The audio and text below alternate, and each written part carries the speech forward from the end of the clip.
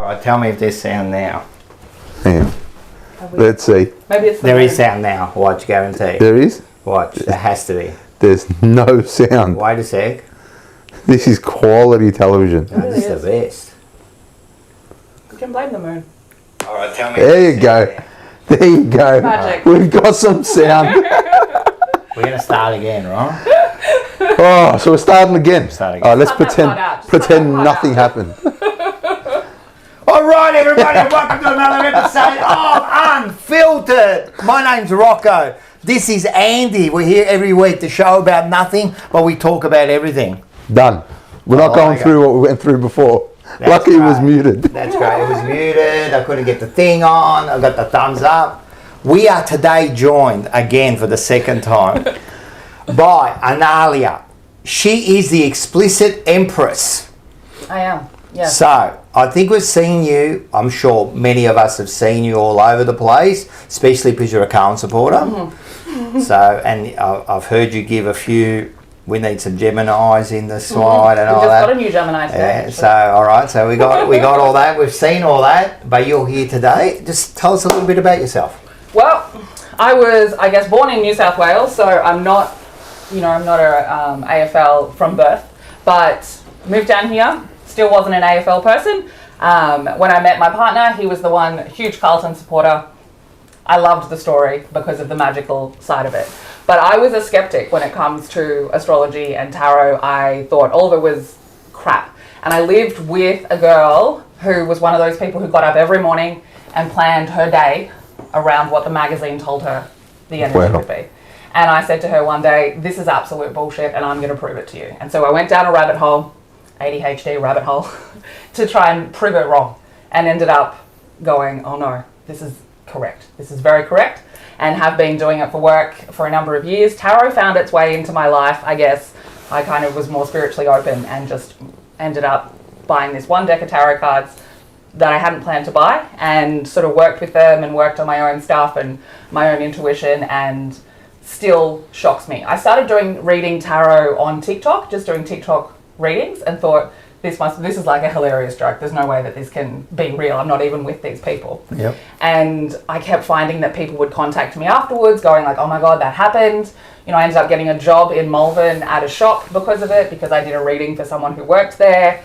And it just keeps shocking me, to be honest. And sometimes I am still speechless when it comes to some of the things that come across the cards or that I can see in the astrology that just makes sense. But I always say astrology is the science and tarot is the magic. But astrology to me has, like, I've been down that rabbit hole and I keep saying I'll keep going down there until it proves itself wrong. And I'm nearly 4 years in. This is going to be great because I've got like 1,000 questions, right, already. I'm just petrified. So I've got Jesus here with me. I'm just... Jesus is welcome. I don't know, you called yourself a witch before? I don't know. Now, we use it, you don't drink, do you? No. That's all right. But we have got, we've got sparkling water or normal water? I'll have sparkling. Yeah, of course you would. Fancy. Of course you would have sparkling water. There you go. Of course you would. It's fancy, you know? It is. We love it. I agree. Shout out to everybody in the chat. Yeah, There's quite a few of you in there. Yeah. Let's see. You got Robert in there, Jamie's in there, Zach's in there, Chicana's in there. Tell you what, there's a few familiar faces, a few new faces too. Bocek's in there. Morris is in there. Tell you what, Morris is quite the skeptic. Perfect. So when I told him, you know, like you were coming on, man. he's like, oh, I'll take a Bible with you. I got this. All right. Are you religious? No, not really. I would say spiritual. Okay. I would say spiritual. To me, it's all the same. Is it? All Okay. spiritual, all the same. I think people have to see it through their own filter. And I think some people find their connection to spirituality through religion. Thank you. And Cheers. some people don't. Some people Cheers, everyone. find it through the earth, you know? Because Andy's very spiritual, or you're religious. Religious, you yeah. follow religious. More Orthodox I'm on Christian, the other yeah. side of it. I'm completely on the other side Have of you it. ever been religious?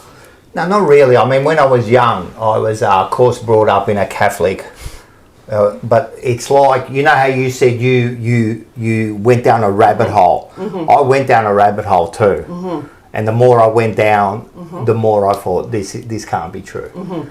That's what happened. So the more, because I've read the Bible numerous times. I've also dabbled in the other Bibles because I wanted to know what was going on, you know. So I've dabbled in all of them. I've had a bit of a look here and there, you know what I mean? So the more I went into it, that I wanted to find out what was going on, the more it dawned on me that this can't be real. This cannot be real. So that's the rabbit hole I went down. And yeah,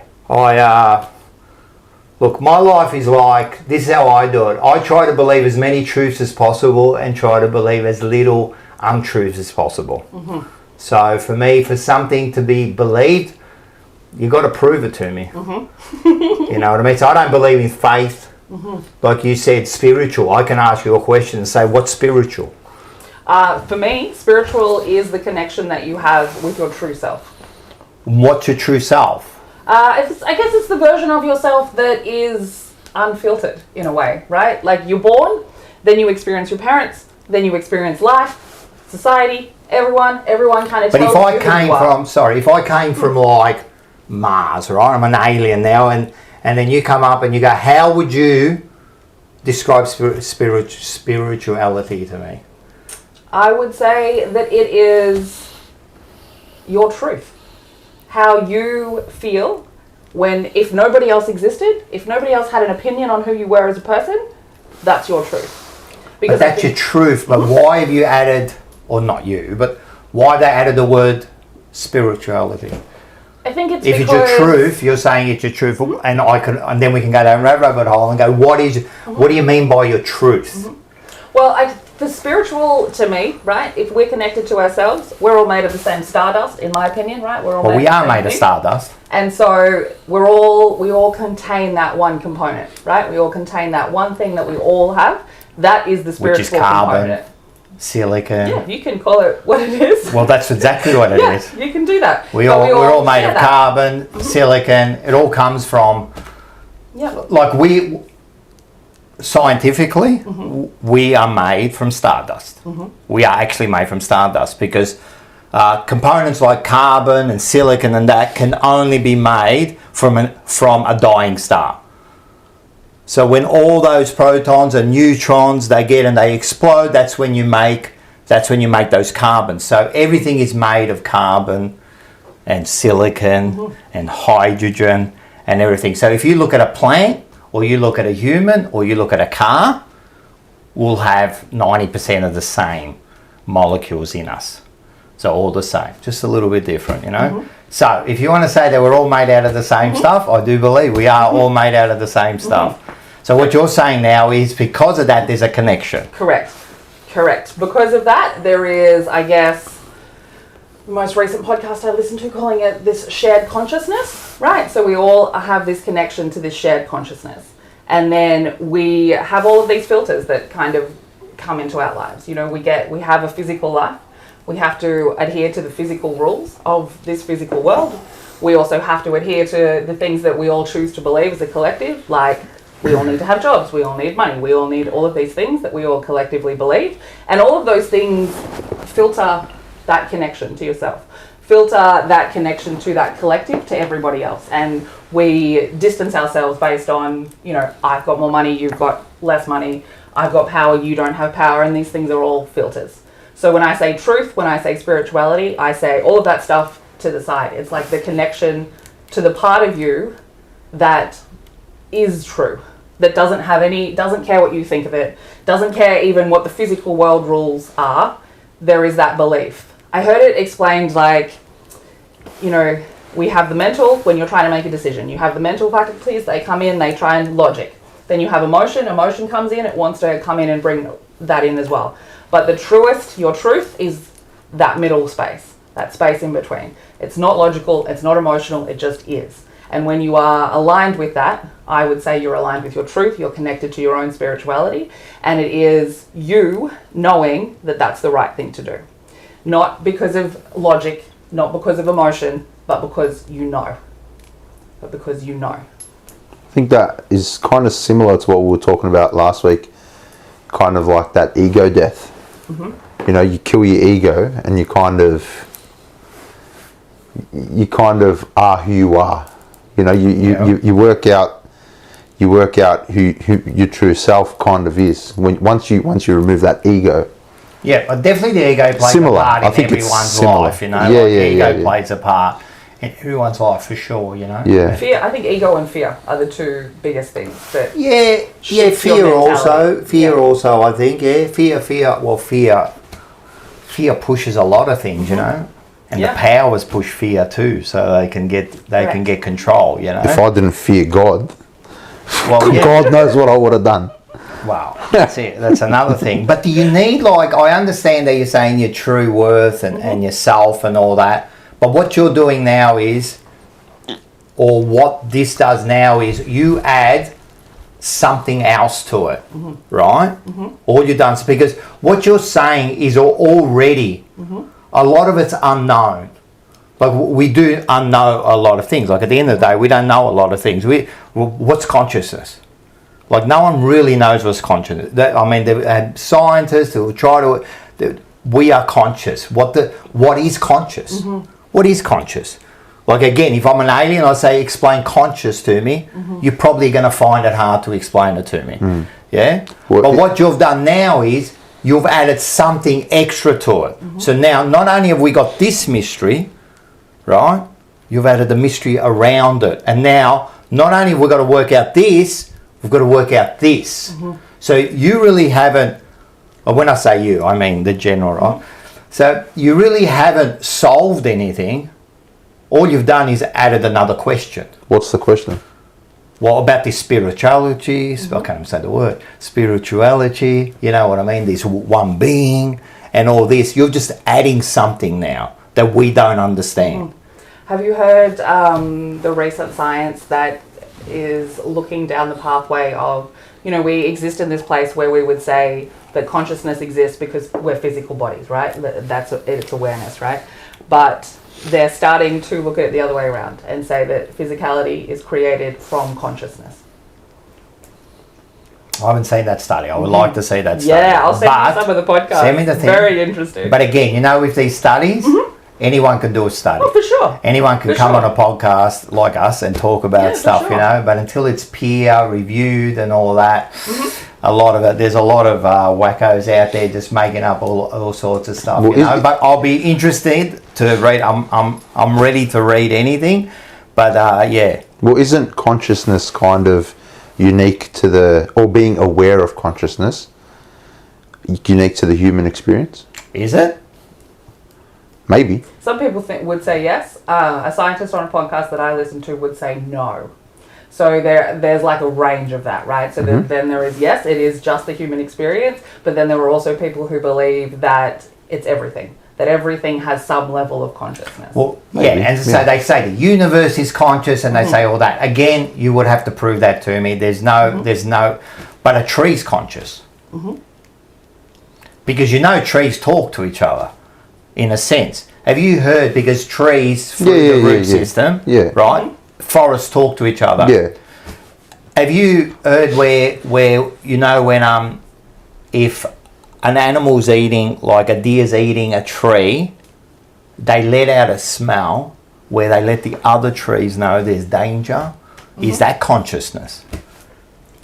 Yeah, maybe. Or is that just... But that's what I mean. Consciousness, it's not an easy thing to... It's not at all. Like, how do you explain it? So, if you have to explain it to someone... I'm not stoned enough for this conversation. Yeah. Wow. What do you think this conversation is going to be like? I don't know. I don't think we'll just start straight out, you know. It's good. What are we going to start with? Of course. I mean, the idea of consciousness, the most interesting way that I've been listening to it is through the Telepathy Tapes podcast. Have you heard of it? I need you to listen to it, and then we'll have a conversation in the future about it. But it is tests that they are doing on non-speaking autistic people and their access to a shared consciousness or their ability to be telepathic. I've heard of this. Yes. Yeah, I've heard of that. I think it's going to change the world. And it could. They've like the way that they've been doing the tests, and you can watch them do the tests and you can read all about them doing the tests. But there are children who can read the mind of their parents. There are some that can speak languages they've never been taught. Like with that, I'm going to have to stop you there. Mm-hmm. Like with the language part of that, I've seen that, and it's never proven right. They never, when they redo it, they never do the same language again. They cannot understand what they're saying, right? It's just not right. So someone These to come ones aren't out. speaking. They're not speaking. Well, what are they doing? They're writing. They're typing because they don't speak.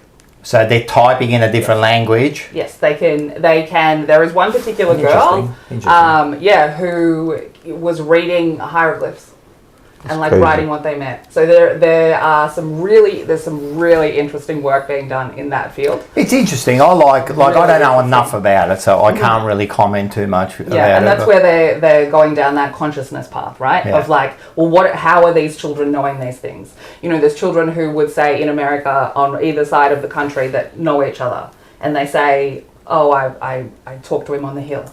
And the hill is this shared consciousness that they all seem to have. And they know each other, even though they've never met. And so there's some really interesting, like, what is consciousness in that space? That's crazy. And some of those kids, like really young kids, will come out with some really interesting spiritual things. And they'll, like, typing, and they'll say, like, talking doesn't do what I'm trying to communicate justice. Like, there aren't enough words. I would have to see that. And again, I would not just have to see it on a podcast or on a thing. I would have to see the studies of it. For sure. Because, again, with studies, and look, a lot of people do studies where they're biased. So you do a study to help yourself. But the true way to do it is you've got to do a study where you've got to try to falsify it. For sure. Right? You've got to try to see if you can get it wrong. You know what I mean? That's the true. But definitely send me that stuff. Bang! Sorry, every once in a while you're going to hear that. Morris, $2.99, thank you. Rocco, you're a storyteller. Mucker Cats. Oh yeah, because he must have watched my story. Everyone, get to Bada Bing. This week was about I've seen it. Rasputin. Amazing. Rasputin. We'll talk about that later. Rasputin. Yeah, He absolutely. was a mystical monk. I want to go back to something you mentioned earlier, like during your intro. You said that you've been working on your intuition. How do you work on your intuition? I think you have to deal with your bullshit. Because it's the same thing to me, right? Like, if I am trying to find my true self, that's my intuition. So how do you trust your intuition if you're living in ego? If you're living in fear? If you're concerned about how people are looking at you? You can't trust your intuition then, because it's not really working properly. So working on my intuition is like working on my bullshit. Making sure that I'm not working from shame, not working from guilt, not working from ego, and that I've like dealt with all of the things that could get in the way of that. Yeah. Interesting. Yeah. I think we all do that, don't you? I think you do it subconsciously, like As you get older, Yeah. like you do that. Like, especially me, I'm old now, so I've gone through all that bullshit. And you can't. The older you get, you just like, you don't care anymore. You don't care. Like, I don't care what people think or what they do. When you're young, I mean, that's what it's all about. And unfortunately, now society, especially with social media and that, it's all about how you. Well, we used to have it at school. You used to go to school, and then you have to be a certain way, or else you're not part of that group. But then when you came home, it was all gone, you know. But now it follows you 24 hours a day. It's tough, but and it's all about. It's all about how, you know, like how you proceed, or how you look, or how you do that. It's all about that now, until you get to the stage where you go, I don't care. What gets you there? Is it life experience? It is. Like, for me, it was life experience, and going through all those experiences, I started to learn, like, it doesn't matter what you think about me. Yeah. Like, it really doesn't matter to my life. No, of course not. Like, I go home and it doesn't really matter what you think about me. You know what I mean? And I find that, like, I'm a very cynical person, so I find that, like, in this world, right, 80% of people do not give a fuck about you. 100%. 15%, right, hope you fail. They just hope you fail. You know, maybe 2 or 3% care about you, and they're your closest. But the rest don't care, right? The rest don't care. And I've learned a lot through social media. Like, all those messages we get, look, I don't care. Oh, you know, look at this bald cunt. What's he know? Bada bing, whatever. I don't care what you think. Like, it doesn't bother me. It doesn't change. So I think as you get older, I think you start to realise that, like, certain people's opinion matters to me, but the rest doesn't care, because the people those opinions that matter to me, I know they do it for the right reason. Yeah. But everyone else, like, so I think as I get older, I think I just start to think more, and I'm more content now within myself, you know what I mean? I'm more content in just doing those basic things, you know what I mean? Have a look at the sunset, you know what I mean? Do you think that mentality can hinder you as well? Do you think having that no one really cares, that attitude, do you think that can hinder your actions? I don't think so. Or hinder hinder your potential? No, I think it actually it elevates you. I think if you're coming at it honestly, I don't think it's a problem. But I think thinking that, it depends on what way you're thinking that. Because there is an ego way to be thinking of that. Yeah. For sure. Yeah. That there is an ego way to be thinking, no one cares. No one cares. Like, really, think about who cares about you? No, I understand that. Yeah. Trust me, I know. Like fuck people. Yeah, like, who cares but at the end of the day, I'll give you an example, right? Even when someone dies, yeah, no one cares. you Everyone go moves on. you go to the wake and you're having a laugh and you're eating. They've forgotten about you. Yeah. No one really cares. No one really cares. And then you get your close, of course, you know what I mean? But life moves on. No one cares. Yeah. No one cares. The average person doesn't care. The people in there, they don't really care. Yeah. Really? If I die, you think tomorrow that everything will stop? Oh, poor Rock. Got hit by a bus. You know? I'm sure some people would care. Yeah, there's a few that care, but I think majority just move on the next day. They have you know to. what I mean? Yeah, I mean, Some of the biggest people have died, right? Elvis was known by the world. And the next day, everyone went to work. Yeah, of course. You know, Michael Jackson. You know, some of the biggest people. My grandma knew who Michael Jackson was. She couldn't speak Italy, but you got Michael Jackson. Oh, yeah, he's only Michael Jackson, you know. Yeah. Well, died. Next day, she's making lasagna. She doesn't care. Yeah. You know what I mean? Everyone just moves on. But that's life. Of course. That's life. You know, everyone's got their own, you know, we've got our own lives to worry about. Like I always say, you know, that old thing where you go, hey, how you going? And you go, oh yeah, and you go, yeah, I'm going all right, you know what I mean? Just living. I always say I'm just waiting to die, you know? And they all go, oh, you know, you're so Mormon. Not really, you know what I mean? That's days of counting, you know what I mean? But yeah, but that is pretty grim. Is it? Just say you're all right and move on. Nobody cares anyway. No, sometimes I do, but sometimes I like to. I like to see their reaction. Well, I like to see a little bit like, what do you mean? You know what I mean? I go, well, I've only got about 25 years to go, so it's like I got 25 years to make the most of it. See, I love that reaction. Yeah, because it pisses me off. Because my mum says things like, we're gonna. like my mum just says, I've got long to go. You know, she says shit like, and it's like that's just a shit. Like I look at it, like why think like that? Why even put that out there? You know, like I understand it's real. But why? But isn't it a good thing? Like I know that I've got about 30 odd years to go, and I know I've got to make the most of 30 years. See, I'm not worried about dying. I'm just worried about. That's cool. Making it. That's cool, but why verbalize it? Why is death such a bad thing? I think we have to normalise death for sure. I think death is normalised, whether we like it or not. It's normalised. But I think I know what you mean. Don't like it's just a buzzkill, you know. Like it's nothing more than I feel. Sometimes I like to buzzkill people. And then I like to go, you know, how are you, bro? Yeah, I'm gonna die. Yeah, all right, bro. Waiting to die, I say. Yeah, like far out. Just say you're all right and carry on, man. Yeah. Well, yeah, I suppose. Because I don't want to think of my mortality sometimes. It's tough, man. I don't want to think of mortality too. I mean, it does because it's the unknown, right? It's the unknown. So of course, in your belief, what happens when we go? I don't think death is the end. I don't think energy can die. So okay. I think it just. And I've had some weird experiences, and I work with a medium who has been a medium since he was 12. Can you describe what a medium is for everyone? He speaks to spirits that have passed over, right? Fucking Jesus. Yes. He is actually very creepy. And I don't, like, when I read cards and stuff, I am not trying to tap into the spirit world. That's not my thing. Yeah. I connect, like, through the astrology and using the cards, I always say that I'm connecting to your higher self, right? The part of you that you're not listening to, right? But I have had a couple of times that have been absolutely terrifyingly creepy. and some of his stories as well. But I'm not someone who talks to that side. What does he do? So does he read, like he'll speak to spirit, he'll read? So when he started off when he was 12, he was doing live shows, like getting on a stage and reading people's energy in the crowd. He still does that a little bit, or he'll do private readings where he's like there with you and he connects with them. He says it feels like a waiting room and people who want to talk to you come through. Now, do you believe, right? Oh, well, you probably don't. But so mediums to me, I mean, they cold read. Let's be serious. A lot of them do, for sure. And a lot of them do. Yeah. All of them do. Yeah.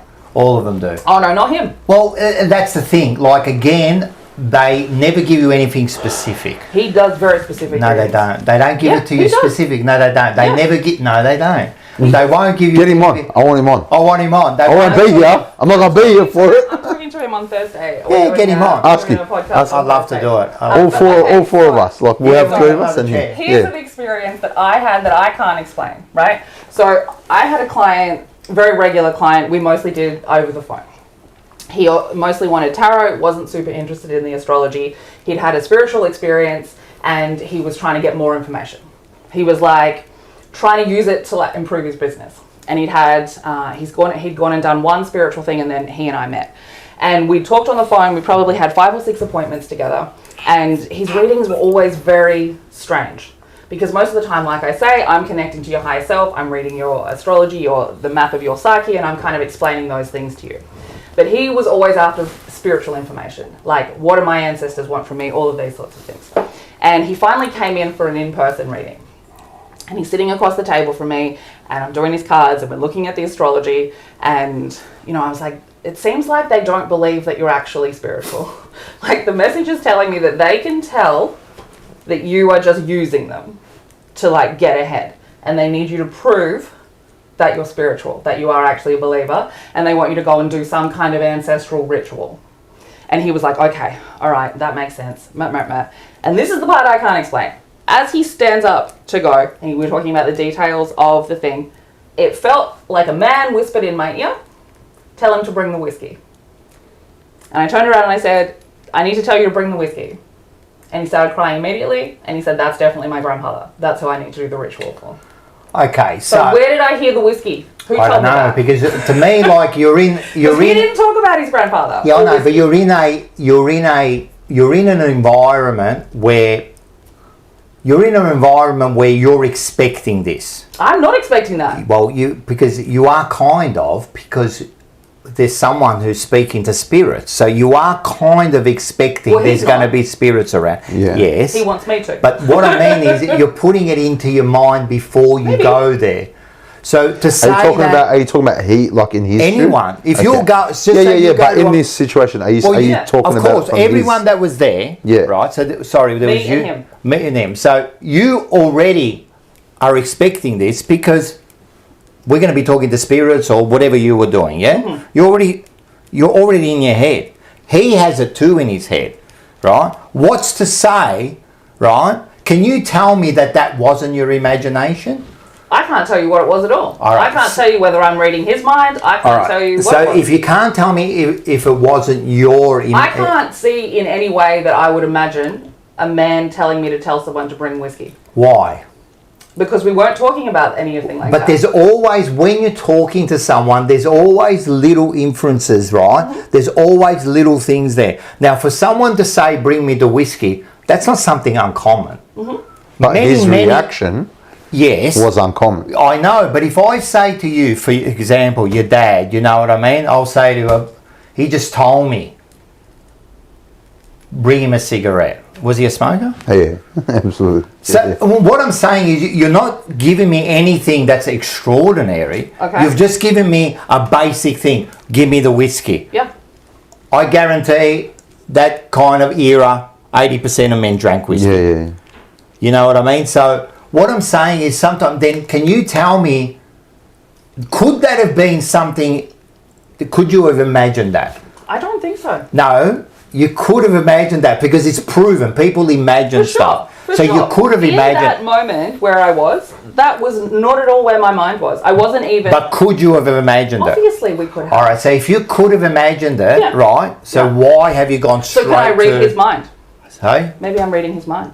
Maybe it's a different sort of magic. maybe you're reading his mind, maybe you're imagining it, maybe it's a spirit, right? So let's cut it down to I mean, I would rather believe that I'm reading his mind than it's a spirit. Of course you would. I don't want to get it be wrong. But part what of I'm that. saying is, if you cut it down to like 3 things that it could be, because we know people imagine stuff. There are schizophrenia people, right? We know minds, people imagine stuff, right? So if we got, it could be imagination, right? It could be a spirit, right? And it also could be she's a fraud, right? So it could be all 3, right? So now we've got 3. So how do we determine now which one it was? That's up to the individual. And, Right. if you're backing your gift, then you're going to think it's that.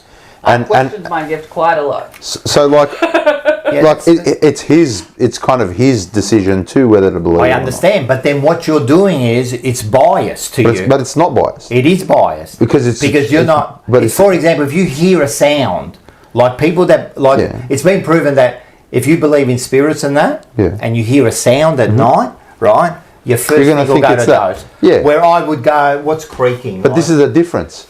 You're not going in for a reading. He is. That's what I'm saying. But yeah, and I get that. But Yeah. this is the thing. It's like people who go to church yes, and they feel something, whatever it is, they feel something, right? Just because they feel, it could be just a shiver because it's cold, yeah. right? But they felt something, so they're taking it as something That's right. spiritual. So you want to take something. So So you're biased to it. the same way you're biased to your belief. No, I'm not. Yes, it's exactly the same. No, I'm not biased. Because by you're that. choosing to think No, that that's I'm not true. No, I'm not. What I'm saying is it could be either one.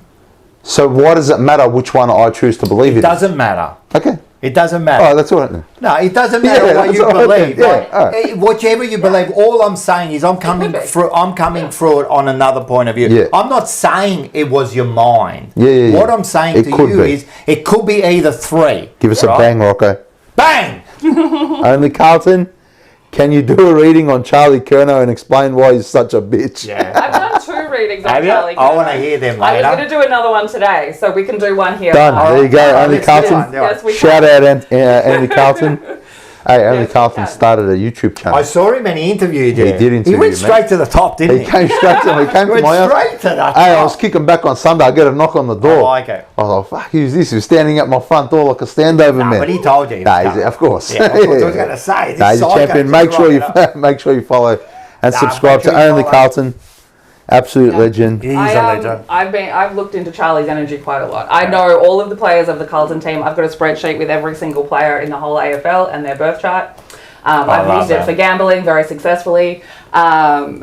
And yeah, I've been really looking at Charlie very recently. I like to talk about the astrology part of it because I'm very keen on the That's astrology the science part. part, for sure. Well, it's a pseudoscience part. For Right, now. let's get it straight. For now.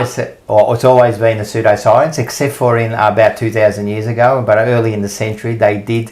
All the scientists have come out and said it is a pseudoscience, and until you prove me wrong, it's a pseudoscience, right? But I know what you mean. So I'm very interested in it. I've actually, not just now that I've spoken to you, I've looked into astrology for 6 or 7 years. Of course you have.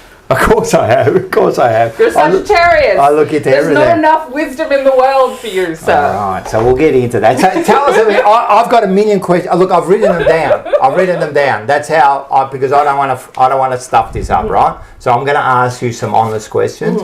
But tell me, first of all, tell us a bit about it, like what it's about, how does it work?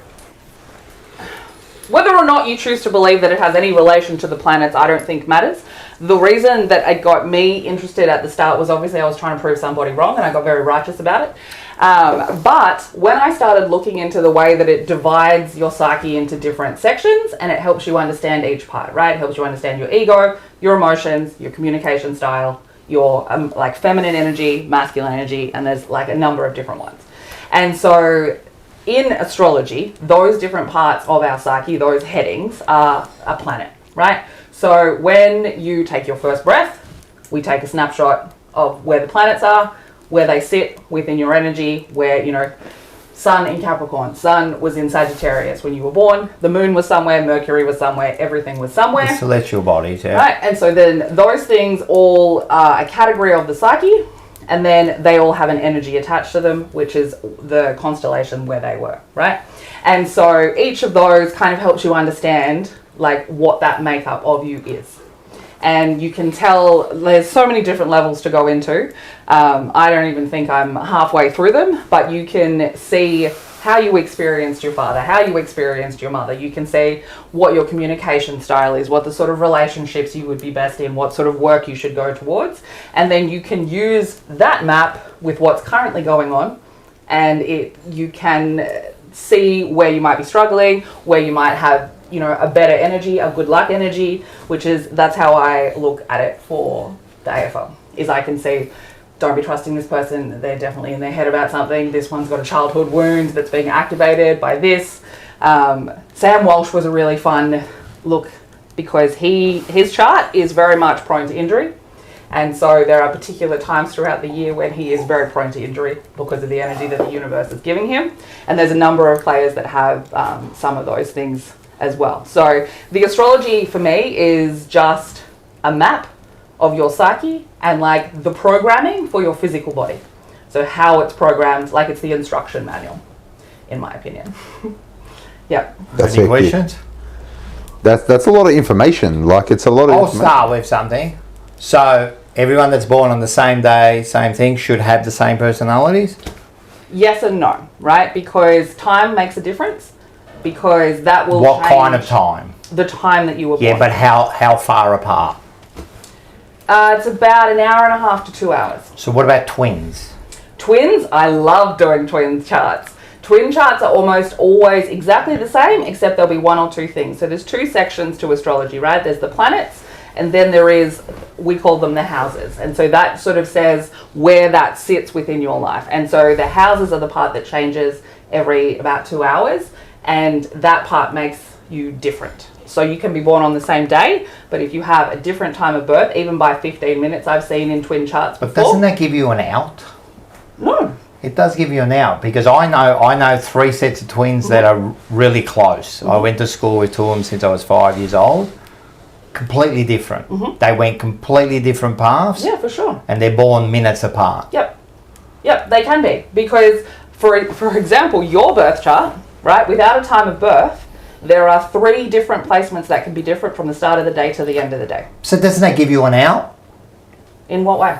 Because now you're just saying, well, you know, like we'll go back to the twins because that's the most obvious one. Yeah. So you've got twins that are born exactly the same, couple of minutes apart. Yep. How can they be different? They can be different because those few minutes of difference change the wheel.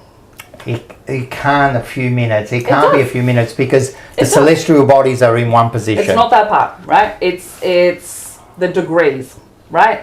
So 1 minute changes everything. Not all of the degrees, but some of the degrees, right? Because the moon, obviously, it moves much faster than Jupiter, right? So there are, some of the planets would be more generational, right? Pluto, Neptune, Uranus, Jupiter, all of the big ones, all the ones that take a really long time to move, they're generational. So people tend to have the same generational energy. They've experienced their fathers in the same way. They've got the same ideas of power and fear. They've got the same sort of trauma energies. They want to change the world in a similar way. And then the smaller ones that we call those the personal ones, so the ones that move faster. Your inner planets. Right? Yes. So those ones that move faster, they're more related to the person. So all the way up to Mars, related to the person. After that is more generational. So how many star signs, or how many? 12. So there's 12 zodiac signs, but planets, some astrologers go all the way into asteroids. I'm not that far down that rabbit hole. I use a couple. I use Chiron and the dark side of the moon, which we call Lilith, which is just a shadow placement. But it's sort of, you can look at a number of different things. So if I say, and these are honest questions, right? So when was astrology, I was going to say made up, but I'll use a more kinder word and say first used. Well, I've got no idea. No idea. All right, so if I tell you it was about 2,500 years ago, the Babylonians discovered astrology. about 2,500 years ago. And so the way you're describing is the sun moves through those constellations, and that's how you get your 12 constellations. But there are actually 13. You know that? Yeah, I've heard. No, it's true. Yeah. There are 13 constellations. There are two bodies of astrology, right? There are two different systems. Some of them use the 13. Some of them use the 12. But you can't do that because there are 13. So what you're saying to me is the 13, and the third one, the last one that no one uses, is called Ophiuchus. So who would have been? So what happened was there are 13 constellations. So when you look at it now, right, as the sun goes through, right, it moves through 13 constellations, right? What happened those days was they invented the calendar to make everything fit properly. They got rid of one and they evened it out to 12. So they decided. Who's they? The Babylonians. And then the Romans and the Greeks did the same thing, and they made a camera. So there are actually 13. So there's not 12. So when you're saying we're following the zodiacs, right? You've just disregarded one. So what happened to that one there? So who would fit into that? I do. Why? Because of your birth date, or? Well, I've got them written out here. Yeah. For example, I am a Sagittarius. Yes. Correct? Sagittarius goes from the 22nd to the 11th till the 21st to the 12th. Yeah? I don't know. Bloke's asking me. So 2,000 years ago, that was where Sagittarius was. But the Earth does something, it wobbles. Every 26,000 years, it wobbles, right? And it's actually called, I'll give you the name of it, right? It's actually called precession. It's like a spinning top. So you know how the Earth twists? But the Earth's 23.5 degrees on an angle. Tell me we're in that period of time now. Right? Are we in this spinning top period of time right now? It's always spinning and it's always wobbling. So every 26,000 years, the thing will wobble and move. So Sagittarius, 2,500 years ago, definitely was between thing. Now, that Ophiuchus is from the 30th to the 11th to the 17th of the 12th. That's when all the celestial bodies are in that constellation. It's not in Sagittarius. So when you're reading my Sagittarius, you're not really reading my Sagittarius. Well, that's where it was when you were born, was it not? No. That was 2,500 years ago. When I was born now, 55 years ago, it was in Ophiuchus. Astrology is not, this is where I got into it, where I needed to prove somebody wrong, because the reliance on a sun sign alone. It's not the sun sign, it's all your celestial bodies. They're not all in the one place. They're not all in Sagittarius. Alright, so if your sun is in, how can you be reading a Sagittarius sign when it's not in the constellation of Sagittarius? It's actually in the constellation. I feel like you're not being aggressive enough towards it. Be aggressive. I need you to be more aggressive. So, no, I look, example, when I look up this stuff, I need to know answers for it. So if you're reading me, in actual fact, forget about Orpheus. Where's the proof? Well, it's scientifically proven whether you can go outside. By who? So you have a number of. You can go outside and have a look at the constellations, Andy. But who tells you that there's 13? Because you can't see it. You're just gonna. No, because what happens? Over 12 months, the sun moves through these imaginary constellations, right? But what I'm saying is, in actual fact, right? Forget about that Orpheus. Forget about that, right? We'll get rid of that. They wanted to get rid of it. Just like Kerno, mate. Get rid of him. We don't want you anymore. Just like Elijah Hollis. Get rid of him. No good anymore. We need him. We need to talk about Elijah. Yes. Well, how do you feel with your readings and all that? How do I feel about Elijah? What are you hearing about Elijah? What are you feeling about Elijah? I mean, he's a Taurus, so he's very stubborn. So when Elijah came into the Carlton team, the energy they were dealing with, right? Because Carlton is a Taurus energy team as well. And their energy signature, their purpose here, I believe, based on their energy signature, is to provide like a journey for, I think, specifically young men to go, like, to learn, like, their emotional and spiritual self, basically, to figure out their emotions, right? And they have a huge component in particular right now about mental health. When Elijah came on board, they were almost being poked on that button of, like, you need to be doing something about men's mental health. And so because he came in with a mental health situation, because something obviously has triggered more of that mental health situation, I don't think they did what they were supposed to do. So getting rid of him, I don't think, is the right answer. He is a very interesting energy person. He's very stubborn. I'll just get my spreadsheet up so I can tell you about him. But he is somebody who has like a wound of recognition, and he is like, that would get in his head. A wound of recognition. Yeah, so he doesn't ever be able, like, he can't really, he wouldn't believe that anyone thinks he does a good job, right? So he is, the way that he thinks, the way that he builds relationships is very stubborn. The way that he uses his masculine energy is very fast, right? So he's got a lot of anger, he's got a lot of rage. You know, imagine like, it's like fire and you're blowing air on it. That's the kind of energy that he has when he's like mad. But he has a wound of never really feeling like he's worked hard enough. And he has a number of placements that get him caught in his head because he's very stubborn-minded. So he feels like he's not doing a good job. He has a number of placements that kind of point towards being prone to escape behaviours. So I can see where the mental health situation kind of comes in. And then very hard to change his mind. Very hard to change his mind because once he's got that stubborn mindset, he's very stubborn about it. But energetically, as an overall collective for Carlton, I think the way that they handle his situation is really important to whether or not they're doing the right thing. The right thing by the club or the right thing by him?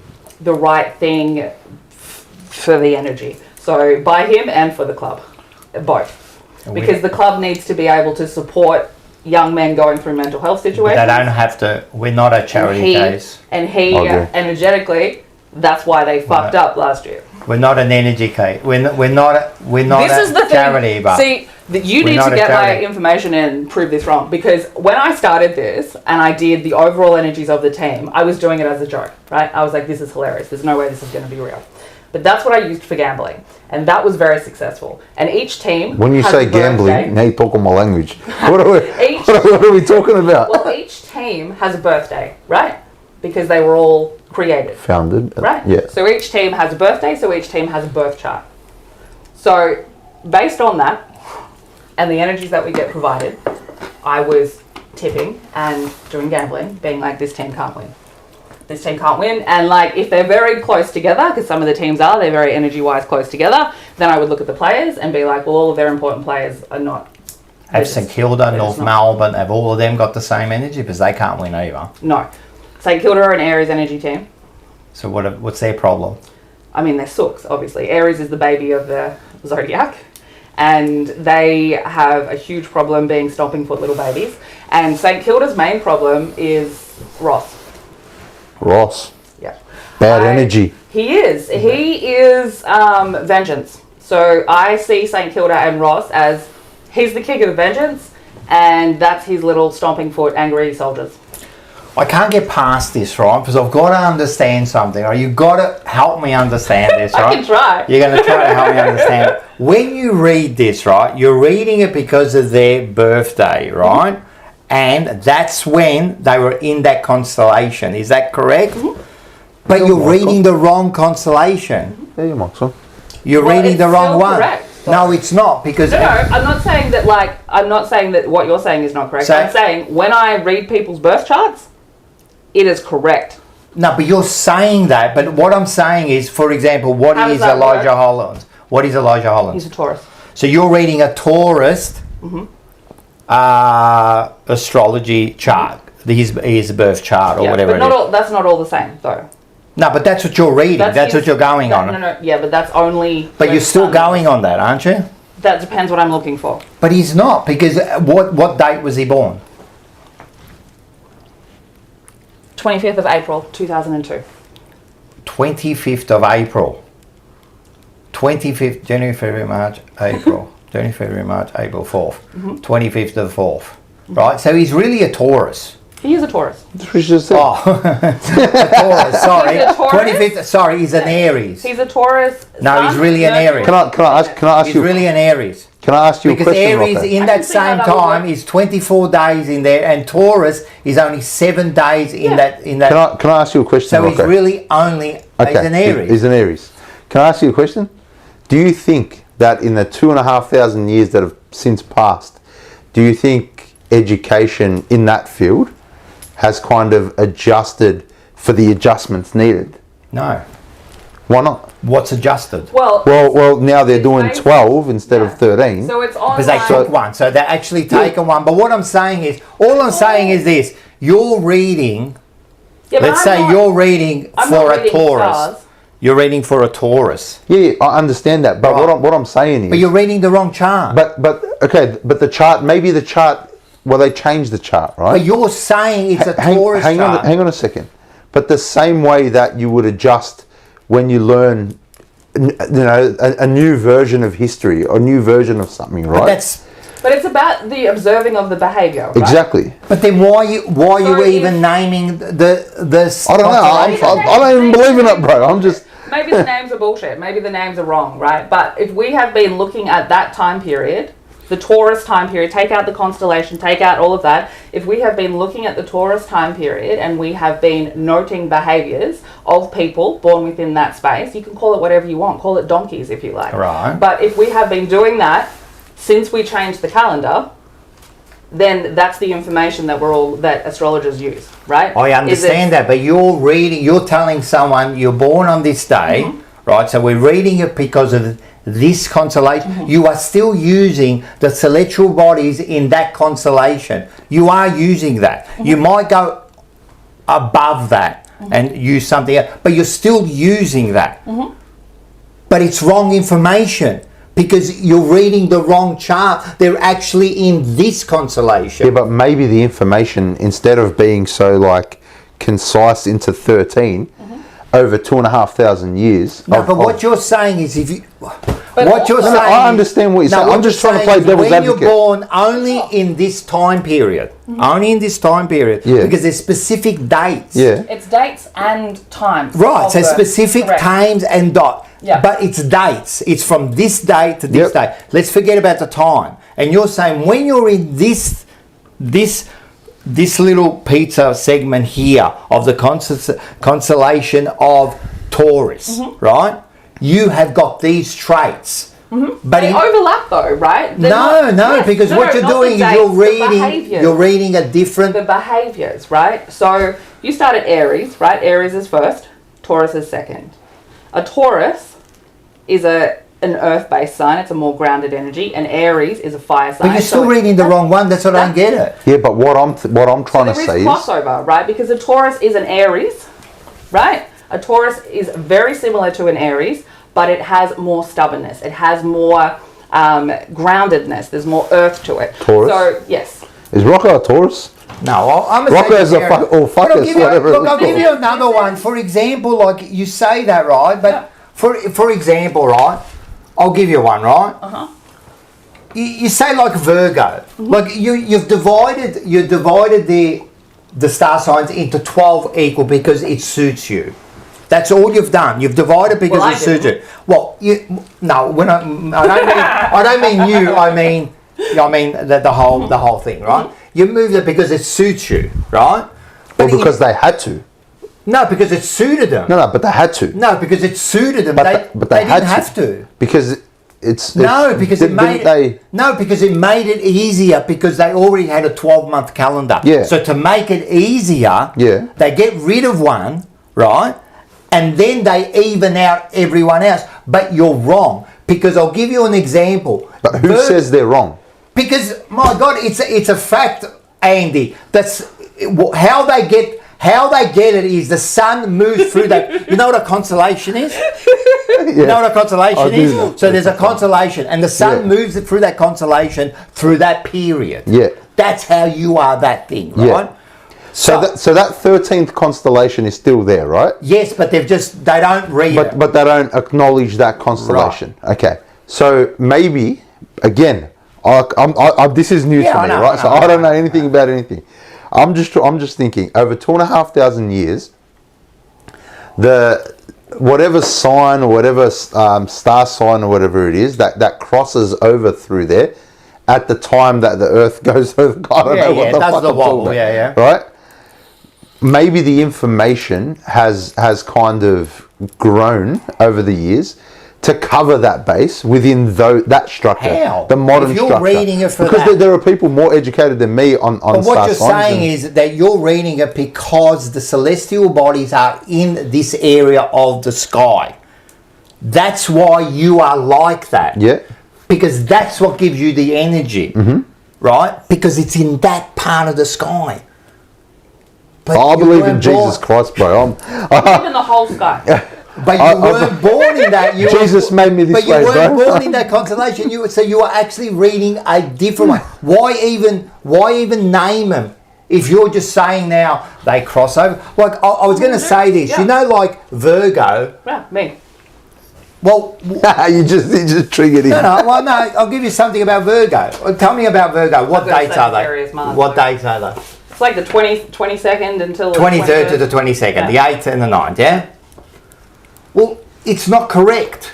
Because Virgo, the sun stays in Virgo for 45 days, and then the next day the actual Scorpio only stays in that constellation for 7 days. So why have we divided it into equal 30 parts when it's absolutely wrong? I would love to get a priest, a sheikh, a rabbi, and a monk just to sit with us, and Rocco can lose it at him. Mate, I would love Just to lose it at I'm him. going to try to get a priest to score. All I'm saying is, and do you understand? For me, I got into this being a skeptic. Yeah. So I've had all these questions where I'm like, you can say whatever, you can sit there and science me as much as you want.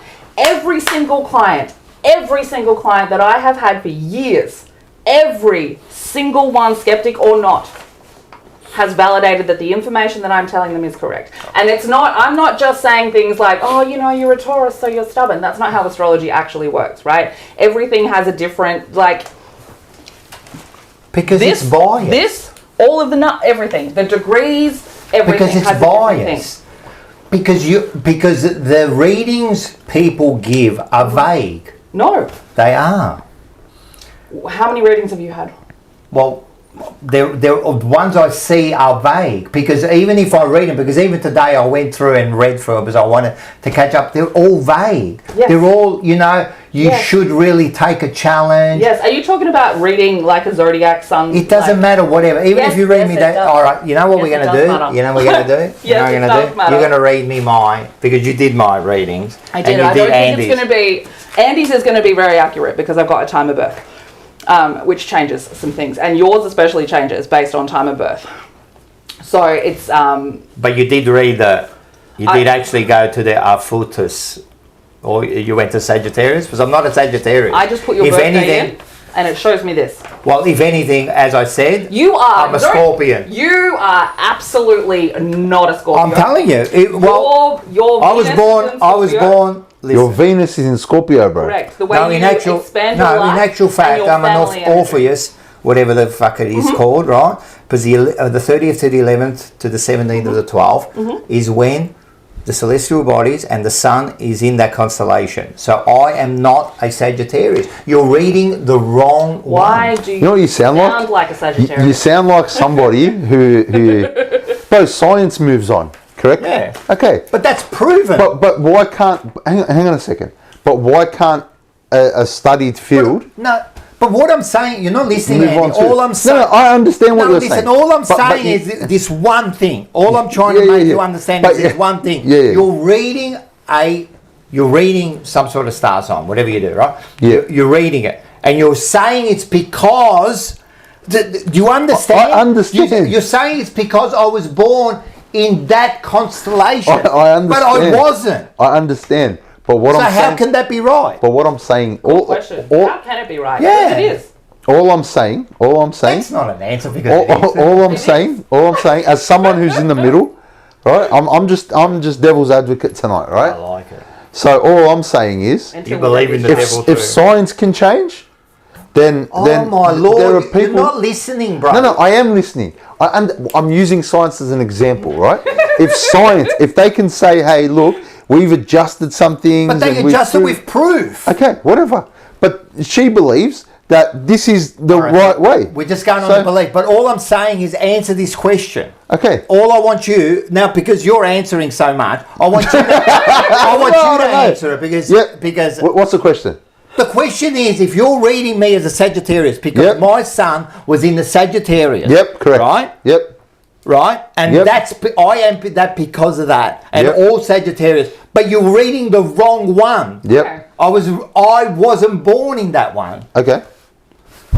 But in modern language, in modern astrology language, you are born in Sagittarius. No. But in modern, you are though. No. But in modern, no. But you are. No. But you are. No, because the sun isn't in that constellation.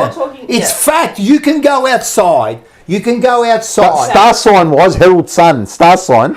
You're born in Sagittarius. If you want to do that, you know what I mean. Fair enough. But does that make it true? But you're just making stuff. You're just making stuff up now. But I'm not making it up. I'm just saying this is the information that's provided. I understand, but where's the proof to this information? If you're telling me that I was born in that constellation when I wasn't. The sun only represents your ego self and the way you express yourself. It does not, in astrology, it's not your whole self. But let's just get... But does that mean his moon sign and all other signs? It all represents... No, wait, before we go on to the other one, right? Before we go on to the other things, we have to acknowledge this. No. I'm going off your... Right, so if we want to talk I'm agreeing with you. If we want to talk about the other ones, we'll talk about the other ones. I'm agreeing with you. You have read the wrong one. But this is my question. My question was, if we are reading the wrong star sign, does that mean the moon sign's wrong? Does that mean the other planets or whatever you were saying? Well, all I know is so far we've just gone to this one, right? And that's wrong already. We started and that's wrong. You already read the wrong one. I haven't even gone into the other ones yet. But I also haven't given you any information. I feel like you need to be a bit more open-minded. Sagittarius is never. Wait a sec. I think you guys have to be more open-minded. No, I don't. For me, I don't care either way. Look, I understand what you're saying. I understand. Yeah. There are two different camps with astrology as well. This is probably a new camp that's going to be involved. There are two different ways of reading it. Some people prefer one to the other. What I'm saying is, I got into this as a skeptic. I got into this not believing it. The reason that I believe it is because every single client and my own birth chart and every single friend that I've ever done a birth chart for, it is accurate. Because it's biased. It's how? Because if you go in looking for a birth chart, I mean, the things you're going to give are vague. Like, all right. Let's. You said you do. Oh no. Well, because he's just going to agree to everything. No, but I want you to do my one. Okay. Well, I'm not going to read you like a newspaper. No. Read me. No. Because I gave you my birth date in good faith. I gave you. And I don't know the time. I don't know the time. Can I just ask? I don't know. This might be like out of school, out of pocket, but do people pay for this service? Yes. Okay. I'm getting it for free, bro. Yes. No. Read me twice. Read me twice. That is what I do for work mostly. That's awesome. Yeah. Okay. What a job. It's a very interesting job. Yeah, man. It's a very interesting job. Not one that I would have seen myself doing, to be honest. Yeah. Because huge skeptic. Huge skeptic. Now, I just load you up. Are you gonna do me too? Yeah. Nice. I think yours is very accurate. Mine's accurate. I don't have a birth time for, but I guessed. Based on some behaviours. I love it. It's like you're a cunt. You're a cunt. You're a dog. Why did I come here for? To be fair. I've just been yelled at. It's the wrong constellation. I'm Italian. I'm Italian. I raised my voice. I know Italian, but also as a Sagittarius, I have a Mars in Sagittarius, which is my masculine energy in Sagittarius, so I have a temper too. I had a Mars bar today. So I think it's likely that you were born very late at night, because I think it's likely that you have a Capricorn Mercury and not a Sagittarius Mercury. But now that I'm talking to you, it could be a Sagittarius Mercury, to be honest. Somebody who has... Wait a sec. You did my reading and now you say, now that I talk to you, I might change my mind. Because Mercury represents communication style. So before I was having communication with you, it could have gone either way without a birth time. With a birth time, I would be 100% So you're giving yourself a little bit of an out there. So I'm not giving myself an out. I'm saying I chose your birth time because you Bang! gave it to me. Sorry, this is part of the show, mate. People wait for that. And Andy's going to read it. From Ben Zero. Only We just love Ben joined. Zero. Only just joined. This looks like it's going to be a fun replay to watch tomorrow. I'm telling you, put the headphones down because Rocco. Now, listen, I just want to clear something up, right? Thanks for the donation, by the way. Yeah, thanks for that. I'm so rapt you came, right? And I told you over the messages, I'm a skeptic. I deal with skeptics all the time. I'm fine. Don't. Now, no one take offence at this. It's just. I'm not taking offence. Just robust communication. Like, and I think I said it to you. No one's here to change anyone's mind. I was a skeptic. Yeah. So having another skeptic ask different questions that I would have asked as a skeptic is great. It's fine. However, the information... That is Brock Lesnar on your top. Yeah, it is. It is. I was going to say... Oh, it's Boss Lesnar. Remember after he tackled the coffee guy? Yes. You're a big wrestler fan? I used to be. I used to be. But Well, we do Bo does a big event, right? It's called Remix Mania. Thanks, it's Zach. on the 8th. Remix Mania. It's back. Is it again? 8. Really? Haven't you got the tickets? No, I haven't got my ticket yet. Get the tickets. Done. They're about $20. Done. It's at, where is it? Is it the same venue? Yes. It's at La-di-da. La-di-da. La-di-da. And what we do is we all get together and they just play wrestling theme songs all night. And That's it's hilarious. amazing. I would like you to do some readings on some of the people that walk in there with the belts and everything. Just give me their The birthdays. fucking belts. Yeah, give me their birthdays, birth times, especially. So let's. All right, let's get into it. All right. So, I'm going to use this birth time because I think it's correct. Which is interesting I'm because going to find out too. with the first Because it'll be on house, my birth certificate, won't it? it should be, yeah. With the first house in Leo, right? Normally one of the signs for noticing someone who's got first house Leo, right? Which is not a planet, but it is wet because of time of birth. You can tell because of their hair, right? Because the first house represents your outward appearance. But because you don't have any hair, it makes it very hard. But I said, you know what, his beard does look like he puts a lot of attention into that. So that's why we're going with that, right? We're going with first house Leo, which means about 11 p.m. at night, right? I think it was late at night. So I'm going to find out. I'm going to find out and get back to you. I would love you to find out. When I did Alex Marcoux, he didn't have a birth date either, and I figured he's out. I'm going to find out. I'm going to go look back. It might be on some like animal skin if it's that old. With an etched in stone. I didn't think about it. The rock was born here, mate. So, as a Sagittarius sun, right, we're going with that. We are acknowledging that there is a different constellation that I'm not using, All right. but we're going with my The Sagittarius that you read. Sagittarius, right? So the wrong one. So the way that your ego presents, Yes. right, is within Sagittarius energy, which the things that are important to that energy are information, logic, learning, right? All of these things. So when I'm looking at the sun, that's all that represents. That doesn't represent a lot of who you are, right? Because it doesn't represent your feelings, how you build relationships, any of that, right? So you're somebody who like prefers a lot of logic when it comes to communication. You're a very blunt talker. You don't fuck around with words, right? It is what it is, and this is what it is, okay? And then the way you build relationships is really interesting because you would be somewhat very skeptical, but you are also very intuitive to when people are telling lies. You have an ability to see through people's bullshit, especially if they're feeling shameful or guilty. Did right? you write all that there? I wish we did this. I'm just looking at this. I wish we did this before we started. I'm going to be skeptical again because you've spoken to me for an hour and now you're starting to get information off me. So I'm going to be a little bit skeptical again. But let's just keep going. Yeah, keep going. So this one I think is particularly interesting. So your masculine energy and your rage kind of energy, right? It sits in like a very diplomatic space where it doesn't want to start fights, but it will very happily finish one if it needs to. And it can, it knows how to poke, right? It knows how to poke someone if it really wants to have its say. And the way that you actually expand your life, the way that you would get a lot of reward for taking risks on like doing big things is actually a little bit sneaky. It's actually having to overcome things like any kind of negative, kind of traumatic situation, which based on this time of birth, it's like you are someone who's here to kind of overcome generational trauma within your family. And it's from that generational trauma that you actually expand and grow. And the way that you would have experienced your father based on this time of birth is that he would have been someone who was like quite a hard worker, and like someone who cared about people seeing him as a hard worker, and someone who cared about how they saw the family. It can sometimes translate into someone who was a little bit too focused on money and didn't have a lot of time for an emotional kind of space.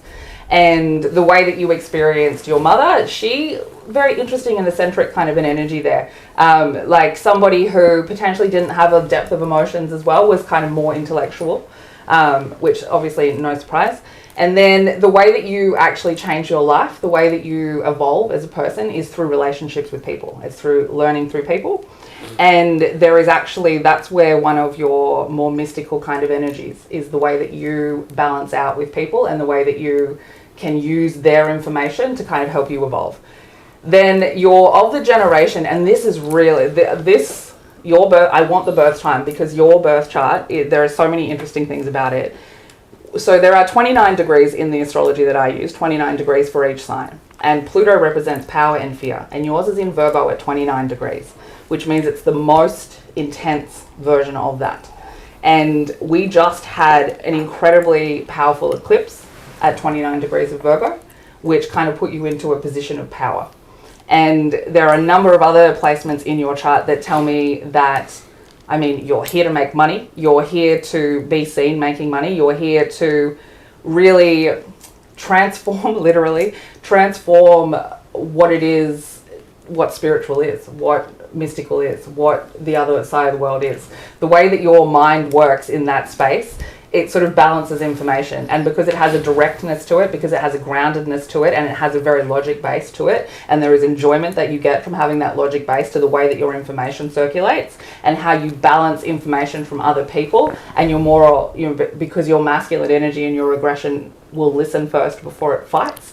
You're very open to all of that sort of stuff. And you're somebody who is here to kind of transform through that. And the eclipses that we just had would have played a part. This is another reason why I picked this particular birth time, because based on the eclipses that we just had, they activated your house of worth and transformation. And just from seeing the trajectory of just you and your new show and all of those sorts of things, they align with where that energy kind of comes through. But the more that you sort of challenge what you're doing right now, the more that you challenge spirituality and mystical beliefs, that brings you kind of closer to what you're here to do. You have one of the most powerful placements that anyone can have right now, which is having your North Node in Aquarius. So the North and the South Node are the points on the moon. One represents what we're here to do, what we're here to move towards, sort of the discomfort zone, but also the lessons of this life. And one represents the past, right, where you're comfortable. And so that puts your South Node where you're comfortable and your karmic kind of energy in Leo, right? So it gives you this inner confidence and you knowing who the fuck you really are. But it wants you to be more authentic. It wants you to carve out your own space. And with the energy of power in Aquarius right now and your North Node being in Aquarius, next year the eclipses move into that and your life will change. The next 2 years of your life will be aligning you with where you're supposed to be. I think it's going to involve relationships with people that you probably haven't met before, and you've got a lot of chaos energy in your groups of people and friendship spaces right now, and it's almost like snow globe kind of situation where it is trying to align you with the people that give you luck. Your point of fortune is in the same energy, so people currently being in this chaotic space is where you're going to find your best way forward. That also sits in your house of career, which is where your money is.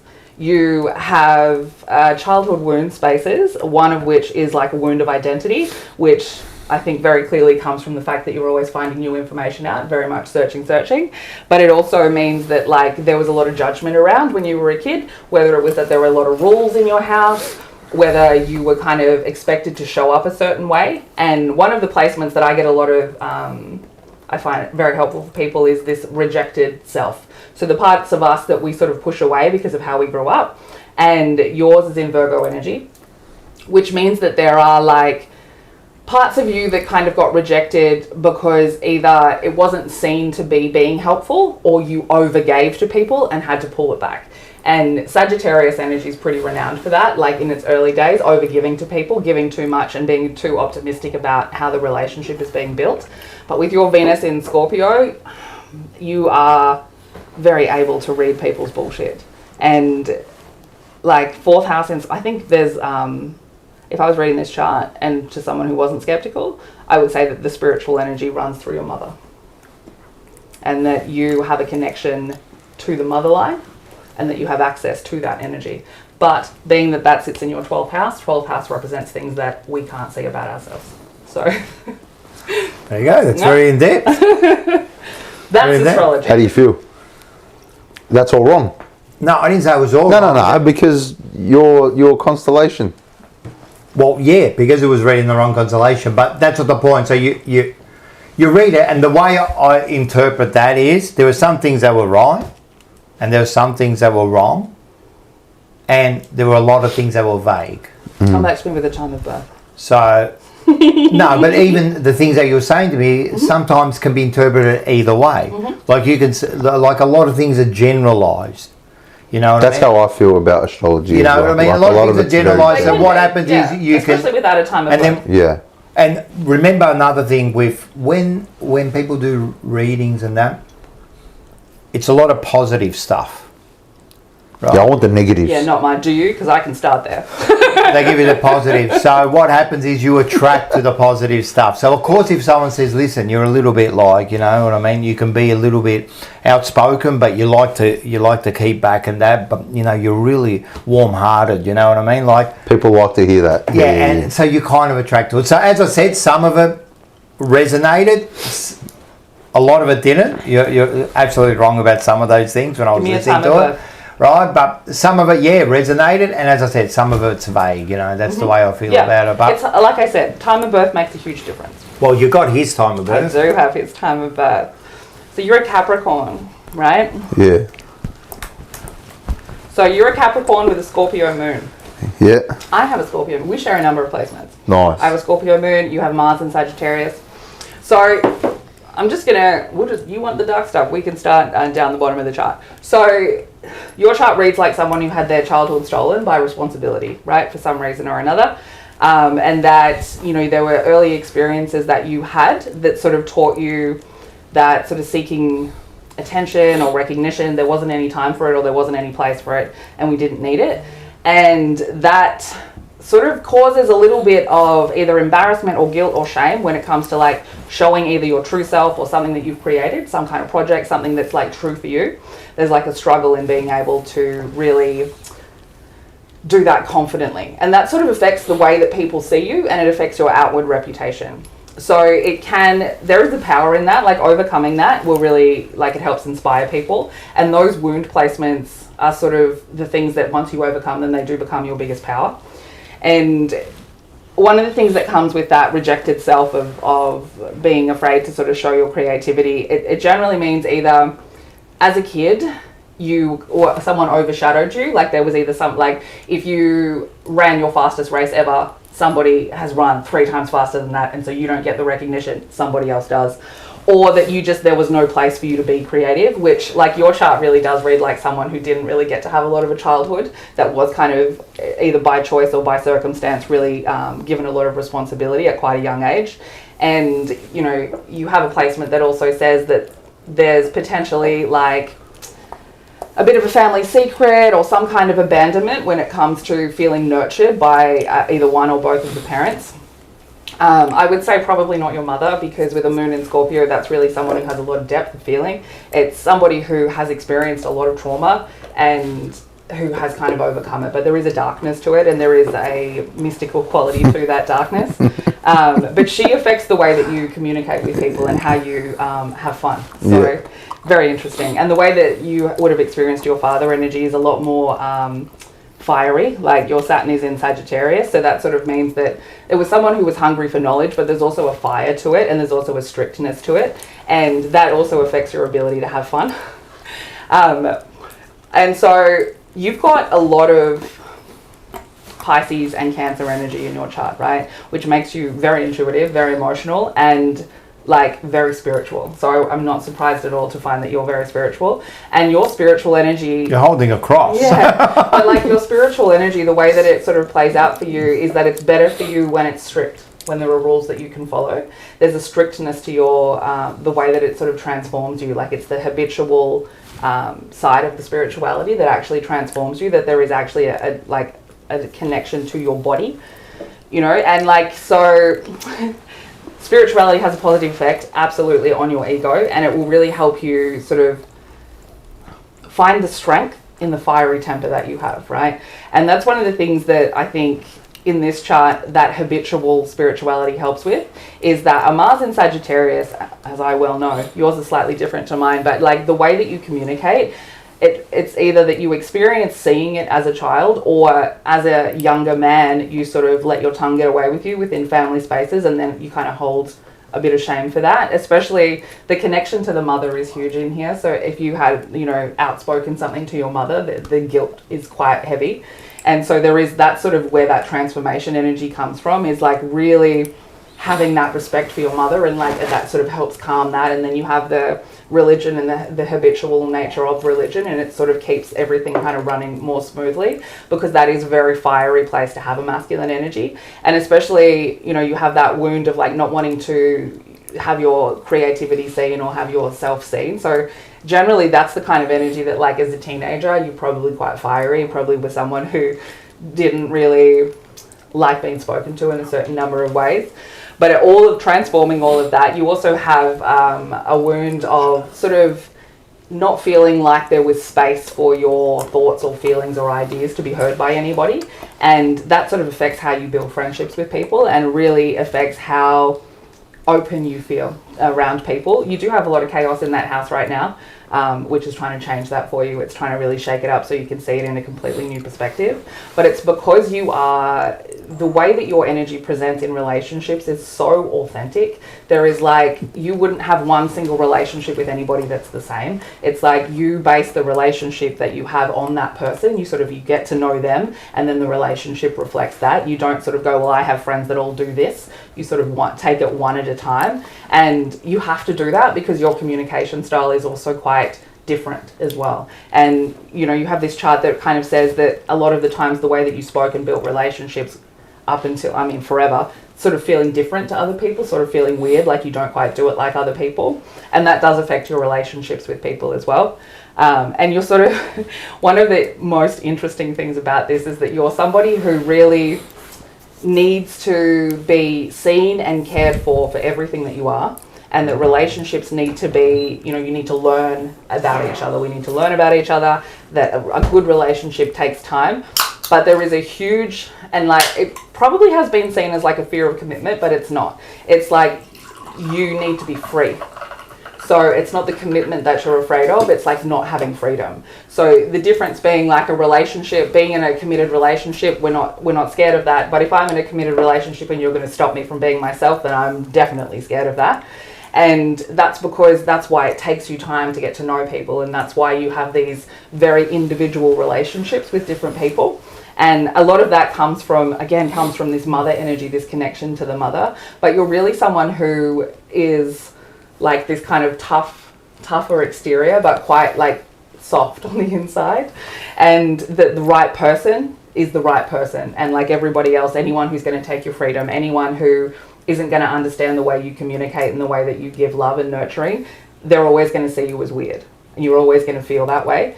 And you sort of, a lot of your energy would attract the wrong sort of people, because your first house in Cancer, that energy kind of tells people that you're a safe person to be around. And being a Capricorn, especially Capricorn men, tend to attract really wild types of people.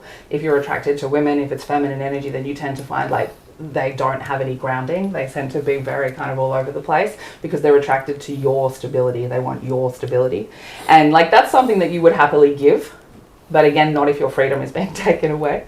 So one of the things that you could be careful of is that you've got like a lot of placements that require an escape from something, right? And because there's a lot of emotional placements and there's a lot of kind of like Pisces energy is very reminiscent of escapism through things like drugs, alcohol, these sorts of things. And so there is a lot of energy within your chart that says that like a lot of things kind of get on your mind, and then you need to get away from it because you can't shut your mind up. It just is continuously going. And the two things that it kind of points towards is like spending money on like weird shit, or potentially drugs and alcohol, right, as like an escape mechanism. But one of the things that you need to do to kind of get away from that is to have fun just for having fun, not as an escape.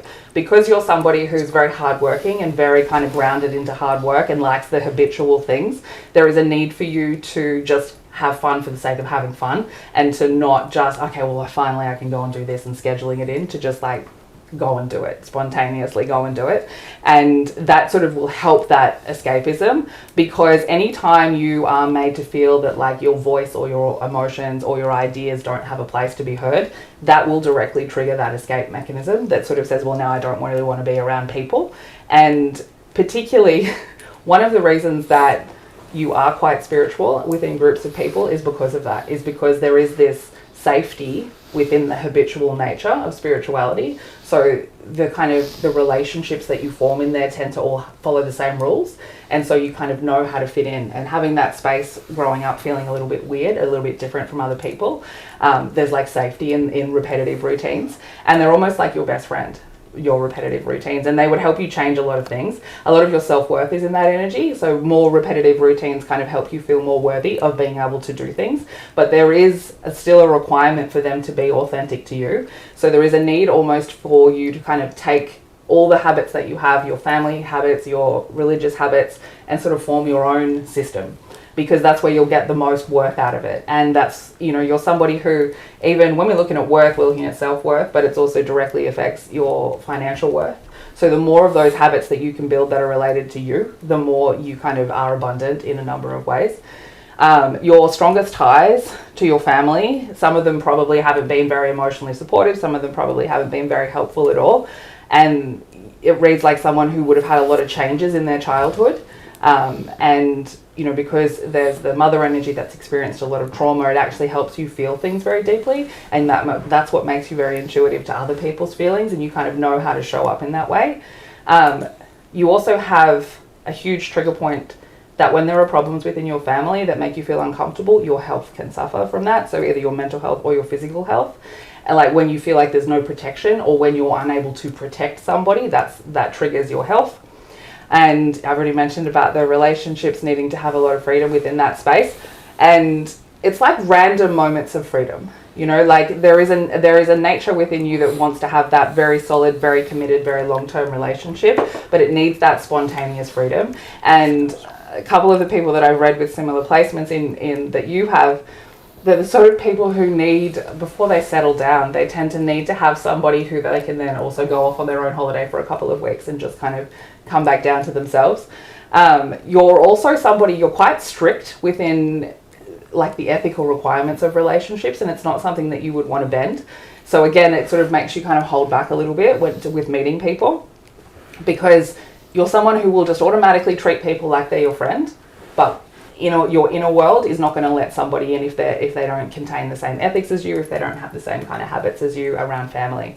And interestingly, people would have seen you, especially in your younger days, as someone who's a little bit reckless, but you absolutely aren't. Like, you're still somebody who's in control. One of the most beautiful parts of your chart actually is that you are somebody who, there's like a control to emotions. Like, you know when you need to feel emotions, but one of the magic things that comes with that is helping other people have emotions. You can sort of talk somebody through being able to go on their own emotional journey, and it's part of what you're here to do, because you have a Pisces North Node, so you're here to be a healer in some way or another. You're here to like help people find themselves in an emotionally safe way. You're probably someone who has a lot of ideas that you never finish. You probably start a lot of things, but you never finish them. And you need to be careful about judging yourself on that, because that's actually your process. You're sort of someone who, that's how you collect information, and you just go all in, and then when it doesn't feel like it's going anywhere, you move on to the next thing. But there is that little moment where you might think, oh my God, I can never finish anything. But it's actually how you work in your best energy. And because you have a Jupiter in Aries, your gut intuition is on point. So anytime like you're kind of feeling like I'm done, then you're done. But Jupiter in Aries is one of the luckiest placements because Aries is the instigation and Jupiter is expansion and luck. So it reads like if you know that you want to do it and you start doing it, it'll work out. Like you don't have to have a full plan. It's like you'll start something and the plan will develop along the way. You're not someone who's going to sit down and write a whole plan. And there is like, that's a huge boss energy as well, like really being in charge of other people because of the way that you can sort of start the plan and then bring anybody else in. Interestingly, and now that you're sitting there holding your holding your thing, one of your placement that sort of talks about religion either goes of one of two ways, right? It's either that you follow the habitual, the rigid system, or you go the other way and you just rebel against that completely. And I think you've chosen the right one based on the other energies within your chart, because there is this like a fear of like things not working out in the future if you don't have your habits. It's like your habits need to exist and then you feel okay. And like, especially the habitual religion, because there is like a mental comfort zone that you have, right? Like you take a lot of time to learn what you learn and you probably have a very large collection of very interesting information. And the way that your mind works is it kind of sees things how other people don't see things the same way that you do. And that kind of creates this comfort zone. And so even though there is this want for like new knowledge, once you've kind of locked in a belief, you've locked it in. And so you, with that Chiron in Gemini, which is that fear of your ideas being heard, there can also be like a fear of being wrong. So you tend to really want to have all of the right information. So that's why you always go searching for it. That's why you need to follow your gut intuition, because it will tell you the information that you need to know to then not have to fear being wrong about something, because it will lock it into your belief system. And seeking out practical solutions to problems will never work for you. You really need to use the emotional and spiritual side, which I think is interesting based on what we were talking about earlier, because I think people do develop their own ways of dealing with their energy, and I think that that's one for you, that like that's your safety kind of mechanism. You also have a chart that reads like someone who hung out with a lot of adults, like either spent a lot of time with your grandparents or like just around adults, being more responsible. Like I said, there are just so many placements in your chart that like layer upon layer of just being a really responsible person. And you're actually right now at this point in your life kind of being told to just like be a little bit of a kid and to like go out and just have fun for the sake of having fun, and to like just exist and just give your inner child a little bit of a playtime. Because you are someone who like big kind heart, very kind of strong-willed, but also very affectionate. And like you're not someone who dwells on past failures, you're not somebody who holds grudges, probably because you wouldn't hold a grudge because you're sort of someone who goes, well, if you disrespect me, I'm gone.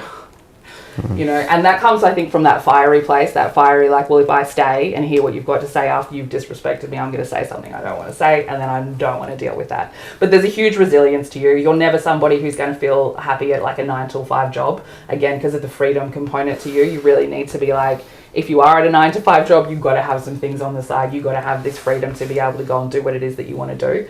And like, I think not being respected and having your freedom threatened are probably two of the biggest things that like would shake you from where you are. But again, like this, you deeply spiritual, very locked in to what your belief system is, especially with the habits. And like Uranus and Sagittarius, right? So that really is the placement that says that you believe in a higher power, and that you've got someone to answer to, and that making changes, you have to align with that. And there needs to be like, your life needs to be balanced ambitiously with spirituality. They need to be balanced very nicely together for you to feel like you're on the right path. And, you know, even though you're constantly going to be looking for like what your purpose is, right? And that's really difficult, because your purpose is very spiritual. Like North Node in Pisces, you're here to kind of transform what spirituality is through, like I said, developing your own idea of it. So it's interesting that we're having this conversation, and it's interesting that, you know, Rocco, who's very skeptical, because that's part of your journey, is to really be parts of these conversations, to really hear what it is that other people believe, and then to kind of form your own system, your own belief, your own habits, and to balance out all of those things, especially because you have this massive component of family that has to be part of it. Yeah, I mean, the eclipse that we just had, that we are currently still in for another 6 months, it's pointing you towards your future. And it started in September last year, at the end of September last year. We just had the main point of it in September, and for you that was very much on your self-worth and finding your authenticity in order to kind of make money and feel good about yourself. And there is this transformation of your spiritual energy by trying to be more authentic. And right now you've got a lot of luck in how you're showing up and how people are seeing you, so absolutely lean into that. And you, right now, we have a lot of motivating energy within your family space. So you're probably having like, or are about to, because it just started today actually, you're having like a lot of this energy coming into your family space that really wants truth. So like any kind of family secrets and stuff very likely to be discussed within the next 4 to 6 weeks. And like this full moon right now, hilariously, is in your 9th house, which is the house of spirituality. So it's like helping you, it's like renewing a mentality, and it's asking you to like take into account, you know, generational and ancestral things within your family, but to also not let that shut you down and not shut down that individualness of you, of who you are as a person, because you have to bring that to your spirituality. That's your part in the world. And next year, your trigger point and your communication, your friends and your relationships will be extremely empowered by the eclipses, and you will be being pointed towards like your luckiest energy for being able to use your voice. So very interesting. Your next 2 years will be very interesting. I need a drink, I don't know. I need a drink after that. Far out. Thank you. What'd you think? There was some really, really like interesting things there, like family stuff. It's a lot to take in. I think I'm actually going to have to go back and listen to it again. I make people record out my meetings. Yeah. That was a lot. It's going to be recorded, because of exactly that. So if my luck's going to be good for the next couple of years, I want everybody watching, put everything you got on Carlton to win the flag. I've already said the Carlton are on track for next year. They are on track for next year. I'll tell you what, if we win the flag next year, I'll be a full believer. I'm a full-on believer. That was a lot. Thank you for that. The funny thing is, that reading there, I felt that was more for me than it was for you. Birth time. I think you've got a similar birth time. See? I do. A lot of the things, and the people are saying it, we're getting a lot of good comments here, for and against. Yeah. I'll leave it up to you. I'm not going to say anything. That was, I mean, look, like I said, some of it was like pretty accurate, man. I mean, you can get more. What was accurate? Right? Family stuff. Like what? I don't want to talk about it. Yeah. Yeah, but like what? Like what? Just like stuff with my mum. Yeah, but wouldn't that was accurate with me too? Yeah, maybe. But it was just accurate. Like, yeah, I know. But it's that was the family stuff was some of the stuff that I was like, I don't know whether we should. Yeah. Still vague. Maybe. Yeah, still vague. Yeah. There was some words in there that weren't that vague. Like what? I just don't want to talk about it right now. Oh, all right. No, I seriously, I don't want to talk about it. Yeah, fair enough. Yeah. But as I said, a lot of those things actually they went with me too. So you give me your birth time. Yeah, a lot of that was. That was intense. Yeah, it was intense. There's a lot in there, and you do it well. I have to admit, you do it well because you know how to talk. So you do that very well. Yeah. Very well. But a lot of it is... My missus is Virgo. Perfect? Yeah, I'm a Virgo too. Perfect, cuz. Capricorn Virgo go really well together. Nice. Yeah. My missus is going to love hearing that. Yeah. Love you, babe. Yeah. Also Virgo. She's not really. She's really a Leo. But anyway. Was she... when was she born? Is she August or September? September. Oh, when was she born? To me. September. They the what? 6th. September the 6th. Yeah. September Virgo. Fierce. She's fierce. Yeah. She's fierce. Yeah, she got a lot of energy that matches up. She goes, and so Virgo is your self-worth energy. Nice. So like she has the ability to make you feel like really worthy of having her. That's very nice. That was really intense. I feel tired. I don't know how you feel after that. Yeah. That made me tired. Yeah, she's it's actually a lot. A Leo, bro. She's a Leo. Baby, you're a Leo. According to Rocco. No, according to science. Just doing science though. He's not doing astrology, which he already said astrology wasn't science. So. Well, it is. It's pseudoscience. It's two different things, you know. Pseudoscience, isn't it? It is pseudoscience. Yeah. There's not one astrologer in the world who believes in astrology. There's not one astronomer in the world who studied the stars who believe that. If you can find someone, let me know and I'll look him up. Before we go on, thank you very much for that, first of all. That was good. I love birth charts. That's very good. But I need to ask you a few more questions before we go. Go for it. How do the planets or the stars affect us? How? Yeah. Energetically, I think. How? In what energy? I choose to believe that in the same way that the moon causes the tide. No. That we are made of the same energy, so we are affected by the energy. So there's only 4 forces in this world.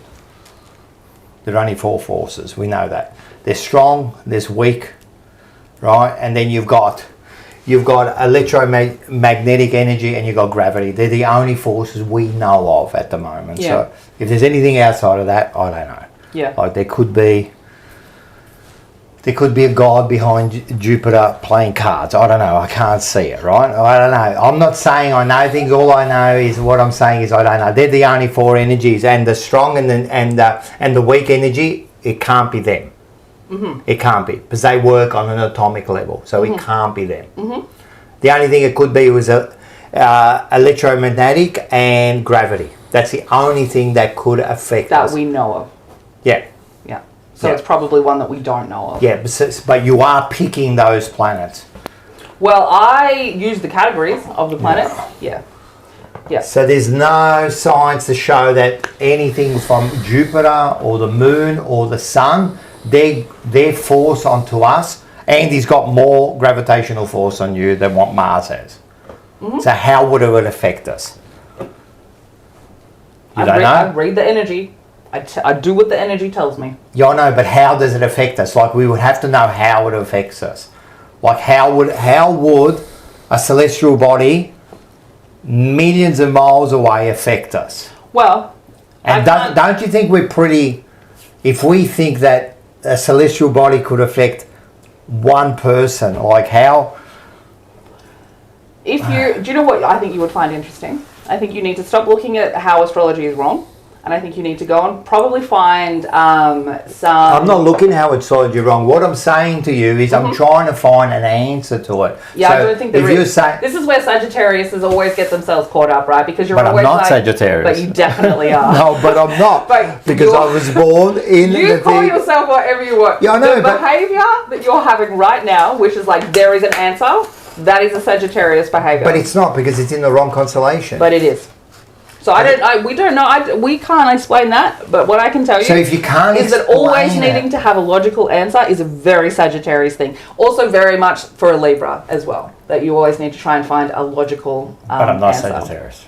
You know that. Your As long as you know I wasn't definitely born in that constellation. Give us a bang. Huh? Give us a bang. Bang! We got another one. Seba. Oh, Seba. I did miss that one. Seba. Sorry. No clue how much I believe of this wizardry, but I'm enticed by tonight's events. Good. Miss Crystal Lady, will Arsenal win the Premier League? Let's find out. We're going to find out, Seba. We'll find out. We'll ask the cards. We'll do the magic because I don't really know much about them. So let's see. Let's see. Can I look at a picture of the whole team? That tends to help. Here we go. Arsenal. Will they win? Let's see what their energy is. Sometimes you can't get a yes or a no out of cards, though. You know, they can tell us the energy, but they never give us a yes or a no. They did predict the score in a couple of games, though. So let's. What, the exact scores? Yeah. No. Yeah. I'll have to say that. Oh, you can say whatever. Oh, actually, they look good. You would have to show me before the game. Yeah. You would have to show the exact scores. I've got it in text messages. Exact scores. Yeah. You would have to show me text messages. Yeah. I don't think this feels like they're going to feel very good, but it doesn't look like it's very like uplifting. Like they're going to feel good, like they played well, but it doesn't. So they're going to win it? It doesn't look like a win to me. But that's the problem. There are how many teams in the competition in the EPL? 20. 20. So you're telling me that they're not going to win? That's a 19 out of 20. Well, they're looking good. They're looking good. No, something's going on with them. Something's going on with them. Something's been going on with them for 3 years. Sneaky energy. Whoa. There's sneaky energy. So do you do crystals too? I don't do crystals. Oh, sorry, because I've been calling you Crystal Lady. But... Yes. Yes. I don't do crystals, but I didn't do mean wear. I am wearing crystals. I do believe in the energy of crystals. Especially this one. This one, especially. Yeah. Yeah, they have no energy. The non-speaking autistics would disagree with. So what do we do with those? What are they? How do cards work? I don't know how the cards work, to be honest. I shuffle the cards, they show me the pictures, and a story comes into my head. I've actually got, here's a story for you. When I went to Italy, right, we ended up staying at this farmhouse, and the second we got there, I said, this woman is a witch. Could tell. And she only spoke Italian. My Italian, trash. My partner speaks Italian. So the day that we're leaving, I'm cleaning up inside Airbnb, and I can hear them talking, and she says, she's talking about tarot. I heard her say the Italian word for tarot. And then I come outside, and then he plays saxophone. She's like, she had animals there, so she said, oh hey, the animals love music, would you mind playing saxophone for the animals? So he was playing saxophone for the animals, and she said, wait here, I need to get something. And she went inside, and she came out with 3 decks of cards, and only in Italian, because I don't speak translation, and she said, you need to have these cards. And the cards are these cards that she got from Naples. They're from 1979, and she gave them to me. Nice.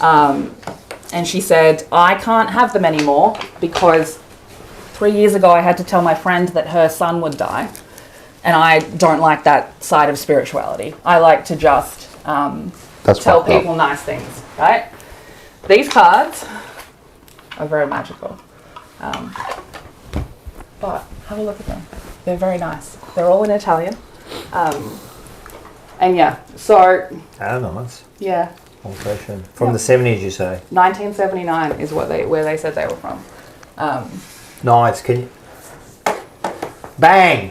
Uno. Oh, draw 4. Bang. What we want to tell them. So yeah, these cards, I find these cards very direct. Like they give much more direct messages than my other cards. I don't pronounce them, but I do know what most of them mean now. I do have to sometimes look up the translation because I am still learning Italian. Can you read mine with this? Yeah, we can try. You got a question? Or you want to know? Well, you want to know what they want to tell you? Have I got a question? We can just see. I'll go really deep and fucking as dark as you want. Ooh. As dark as you want. This is starting to get like I'm holding on to these, mate. I don't dark know. As you want. Too much talk about witchcraft. We'll see what he need to know. What do they want to tell you? I don't know what dark as you want. Who's they? If anything. The story that comes into my head. Death, anything. Let's see, what does he need to know? I haven't really done one that's about death. Well, yeah, I don't want to sound like death, but cards. anything you drop them cards. She's meaning to drop them. I'm not meaning to drop them. That's just what. That's They're escaping. Oh, they're escaping. I love it. They're escaping. I don't know, bro. This is cooked. I don't know.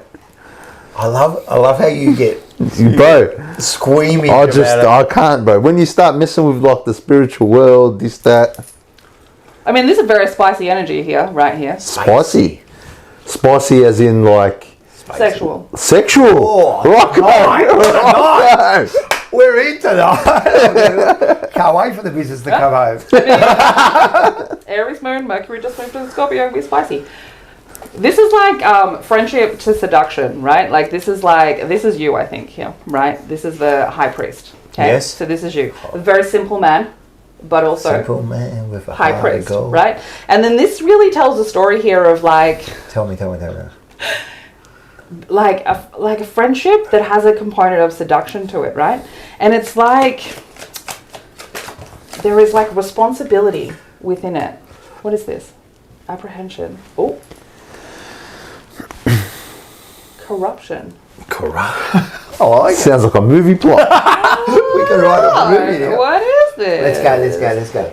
This is like being hopeful of something, but it's not going to work out because there's something wrong. Something's going wrong. There's like a situation that's going wrong. Mrs. could leave me. Jesus. Is that what's going to happen? Let's find out. Let's find out if your missus is going to leave you. Alright, fine. Is he going to leave me?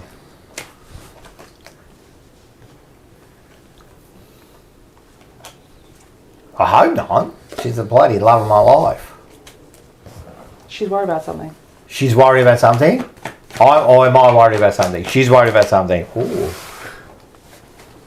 She's worried about something. Oh, she's trying to walk away from like an old emotional program here.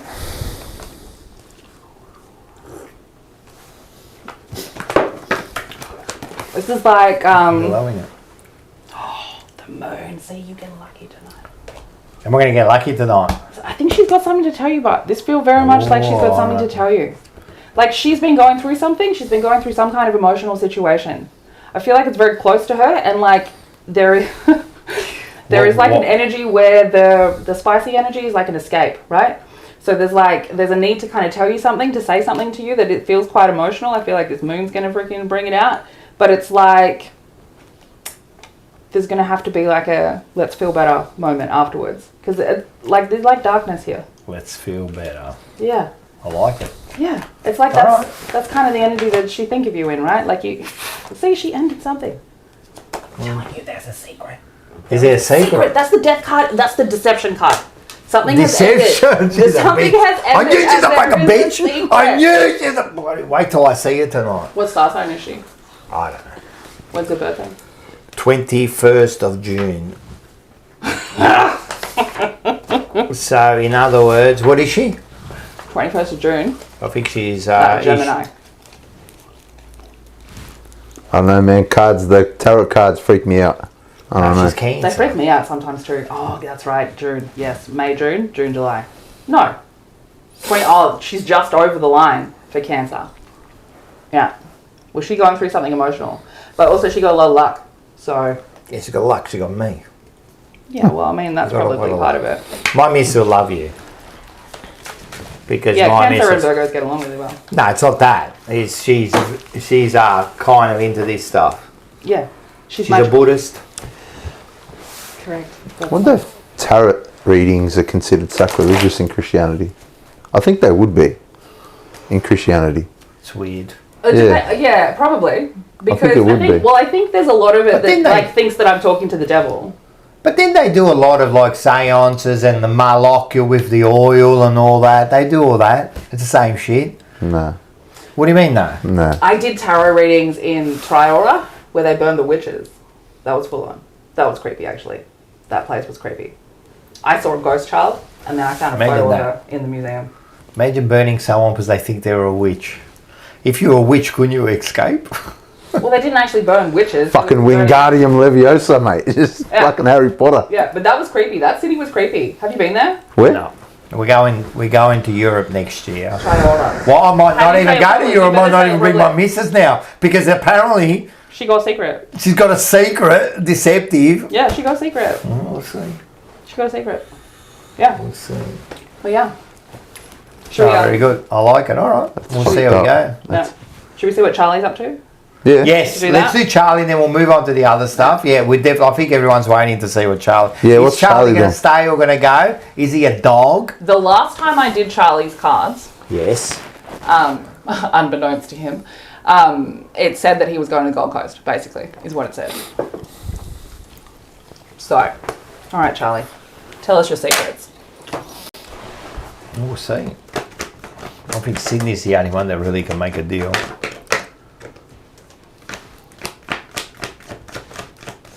I mean, Sydney are really into him, apparently.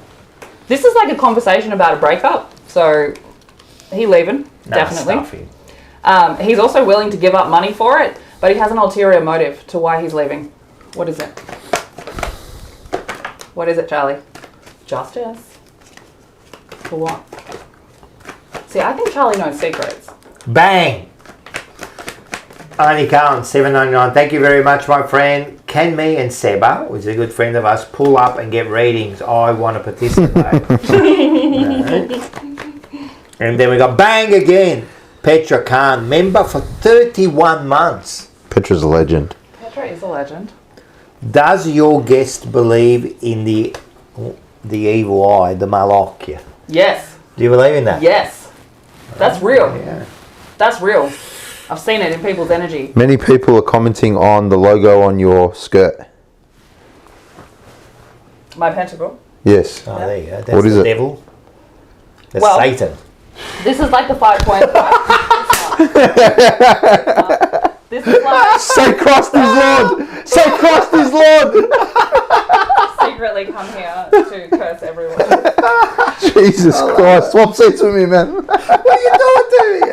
I do believe in the evil eye. But I also believe that all words are spells, and I think if enough people talk shit about you, it eventually affects you. So I think there is But isn't definitely... that just like, as much as like energy, like I do believe, not in so much as there's an energy from the moon, I don't believe in any of that, but I believe like, if you surround yourself with evil, Yeah. what do you think you're going to turn into? Yeah, definitely. Like you surround yourself with good people, you surround yourself with winners, like you put yourself into a room. Environment. Yeah, if you put yourself into a room of ice cream makers, I guarantee when you walk out, you know how to make ice cream. You know what I mean? Like, and if you surround yourself in the middle, like, I think people are inherently evil.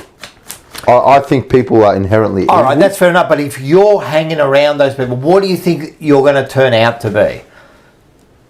If that's all you do, more than likely, more than likely. Yeah, so that of course. energy kind of like, Yeah, of course. yeah. So you try to surround yourself. Like I tried at the moment, like over the last 10, you know, I try to surround myself with the right people. You know, like if you're giving me bad vibes, I don't want you around. You know what I mean? sure. So Yeah. give me good vibes. I think that kind of like moves on to us. Yeah.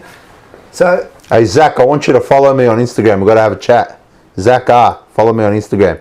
Andy H, and there's maybe 3 or 4 he's underscores. been very. Make sure you follow he's been me. Very, very, very talkative on the chat. Yeah, I like it. I like that. Oh, he was asking me a few questions before. We need to have a chat. Charlie's leaving. Charlie's leaving. Yeah.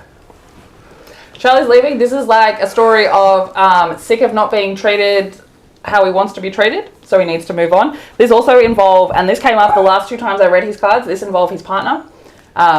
Like she want to move, and he wants to give it to her as a gift. Like he wants to Do it move for her. somewhere. Yes. Yeah. You heard it here first, ladies and gentlemen. What if he doesn't leave? What does that say about that? Who says it's wrong? I'm not. Obviously. The cards. That's like full unaccountability. That's what I mean. Like if it's right, then you go Yeah, right, yeah, and if yeah, it's yeah, wrong, you go, well, then it was wrong. So Yeah, well then I'll be like, why was it wrong? Then I'll have to go down that rabbit hole. But also, Charlie is an Aquarius. Like when people were saying stuff, like the way that he communicates as well. When everyone is saying like, oh, but he came out and said that he wasn't gonna leave. Well, he meant that right then in that moment. 5 minutes later, he might have meant something completely different. he was born in Capricorn. No, he's definitely an Aquarius. No, he was born. Behavioral wise, born in definitely an Capricorn. Aquarius. Bang! Seba, $2. I rebuke all the evil energy from this show. No, this is all good energy. As I It is said, great energy. listen. As I said to everyone, I love that you came because it's hard to come to. Because seriously, I know when we spoke on Messenger, and you go, "Oh, I love that," but you don't know how far left I am. I really like. I don't believe in magic. Magic is all around us. I don't need to believe in extra magic. Like as far as like the stars and like I believe that the universe is magic. Like how like I believe that like we are made out of stardust. That's a fact. That's But your fact. No. It's a fact, bro. It's fact from your Bible. No. There's no Bible about it. It's a fact because we can test you and you're made out of carbon and silicon. It's fine.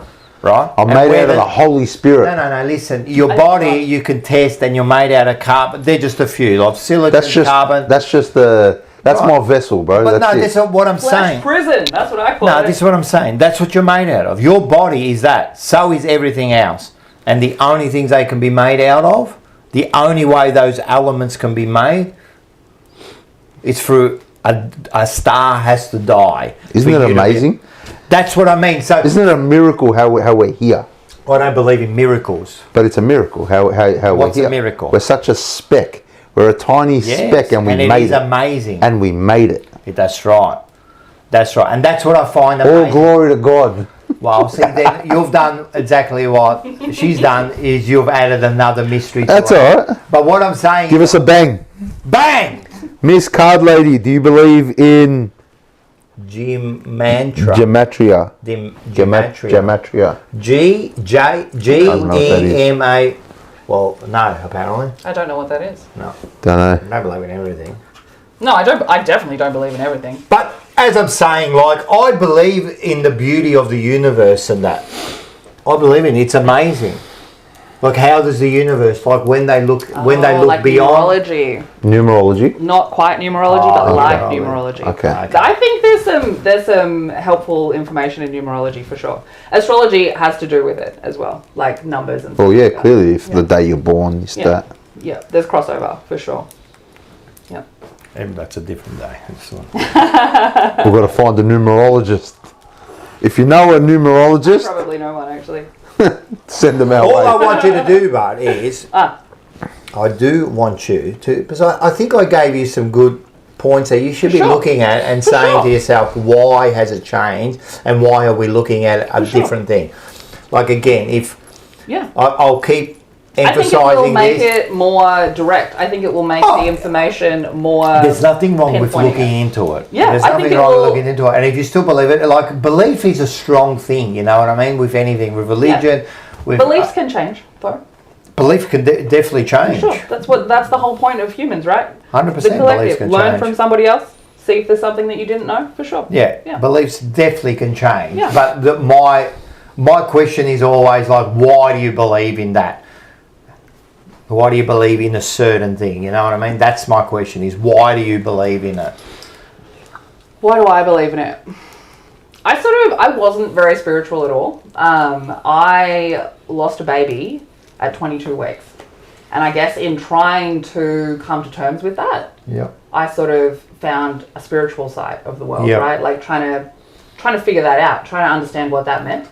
And I had, whether they were dreams or whatever, like kind of a goddess kind of energy coming through trying to explain it to me. So whether that was my higher self, whether it was a dream, whatever the hell it was, but it was like a moment where this thing outside of me, this higher thing, came and was trying to explain to me why I had to go through what I had to go through. And I sort of started on that path. That sort of opened a door for me in the spiritual world. And then I didn't really do much with it. I sort of, I got into runes, I did a bit of witchy sort of stuff with it, and I sort of read a lot. I read like a lot of Nordic stuff because that's kind of where the energy had felt from. I got super into that. I made my own runes and went down that pathway. And then it kind of went off to the side. You know, I had my own kids and that sort of took over everything. And then it was during COVID where I went into lockdown with the astrology girl, the reader of the newspaper, and tried to prove it to her wrong. And like, you have a lot of time then, so I was able to rabbit hole it. And I was using it really to prove her wrong. And then when it started being correct, I started understanding myself better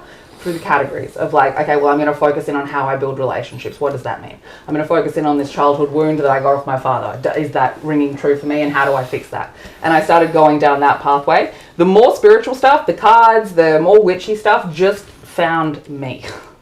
Like, I mean, once you start going into it, of course you're going to start following that. And so I believe it because I've experienced moments where I believe it. Where, you know, I had a friend die a couple of years ago, and he has communicated with me through music, through the cards.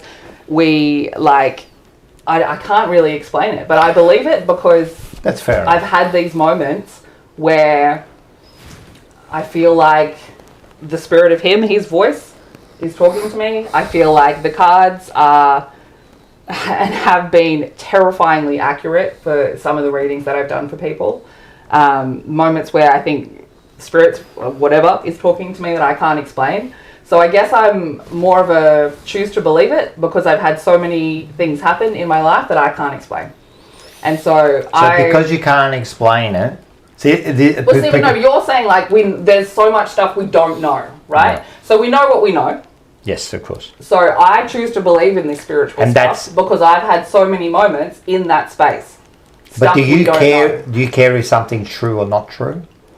That depends what we're talking about. Anything. Well, I don't think it really matters. Do you care if something is not true? It depends what it is. Because when we're talking about spirituality, when we're talking about people's emotional But do you care, even your spirituality and all this, do you care? Do I care? In what way?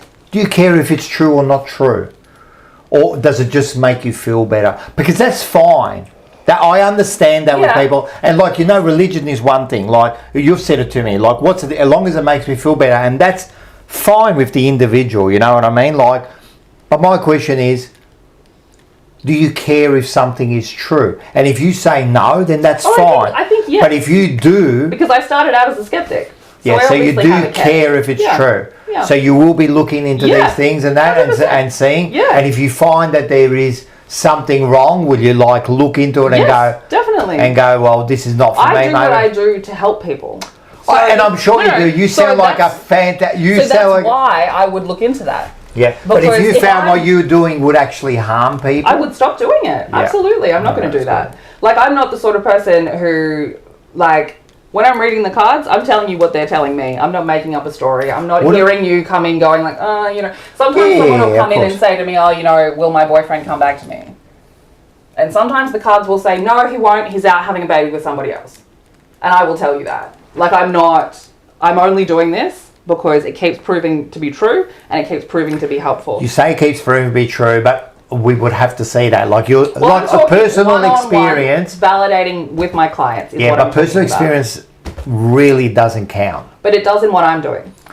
Right, I'm helping someone, and this is where I find this really interesting. This is where the magic. You would have to do that over every single person. Then you would have to study every single person and every single thing you've told them. Yeah. You would have to go over, and I don't think you've done that. But can you not see the validity and the helpfulness, right? Even if you don't believe it, right? Even if you don't believe it, you're choosing not to believe it, right?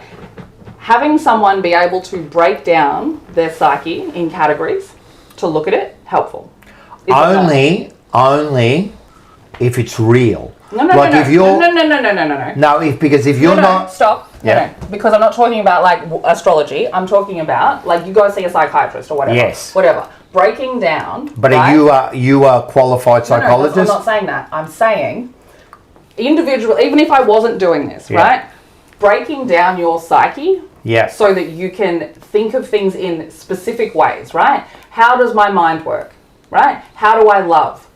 Where is my wound? Right? Like, why don't I trust people? Right? Having those categories takes something that is incredibly overwhelming and it breaks it down for you to work on one thing at a time. That in itself, helpful. And and this is why we do this show. I agree completely in people should talk and think, but I would never give anyone advice on something I'm not an expert on. So to give someone advice on their mental state, on their relationship and anything when I've had no qualification, I wouldn't do it.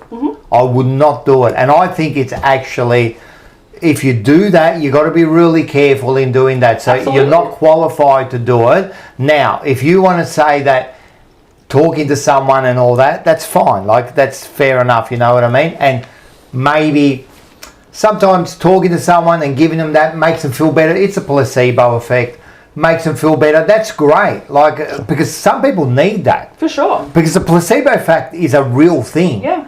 For sure. And so if you give them positive energy and you give them, it'll probably work on them. And they've done experiments where they've done the sugar tablets. You know what I mean? And 30% of people got better. Yeah.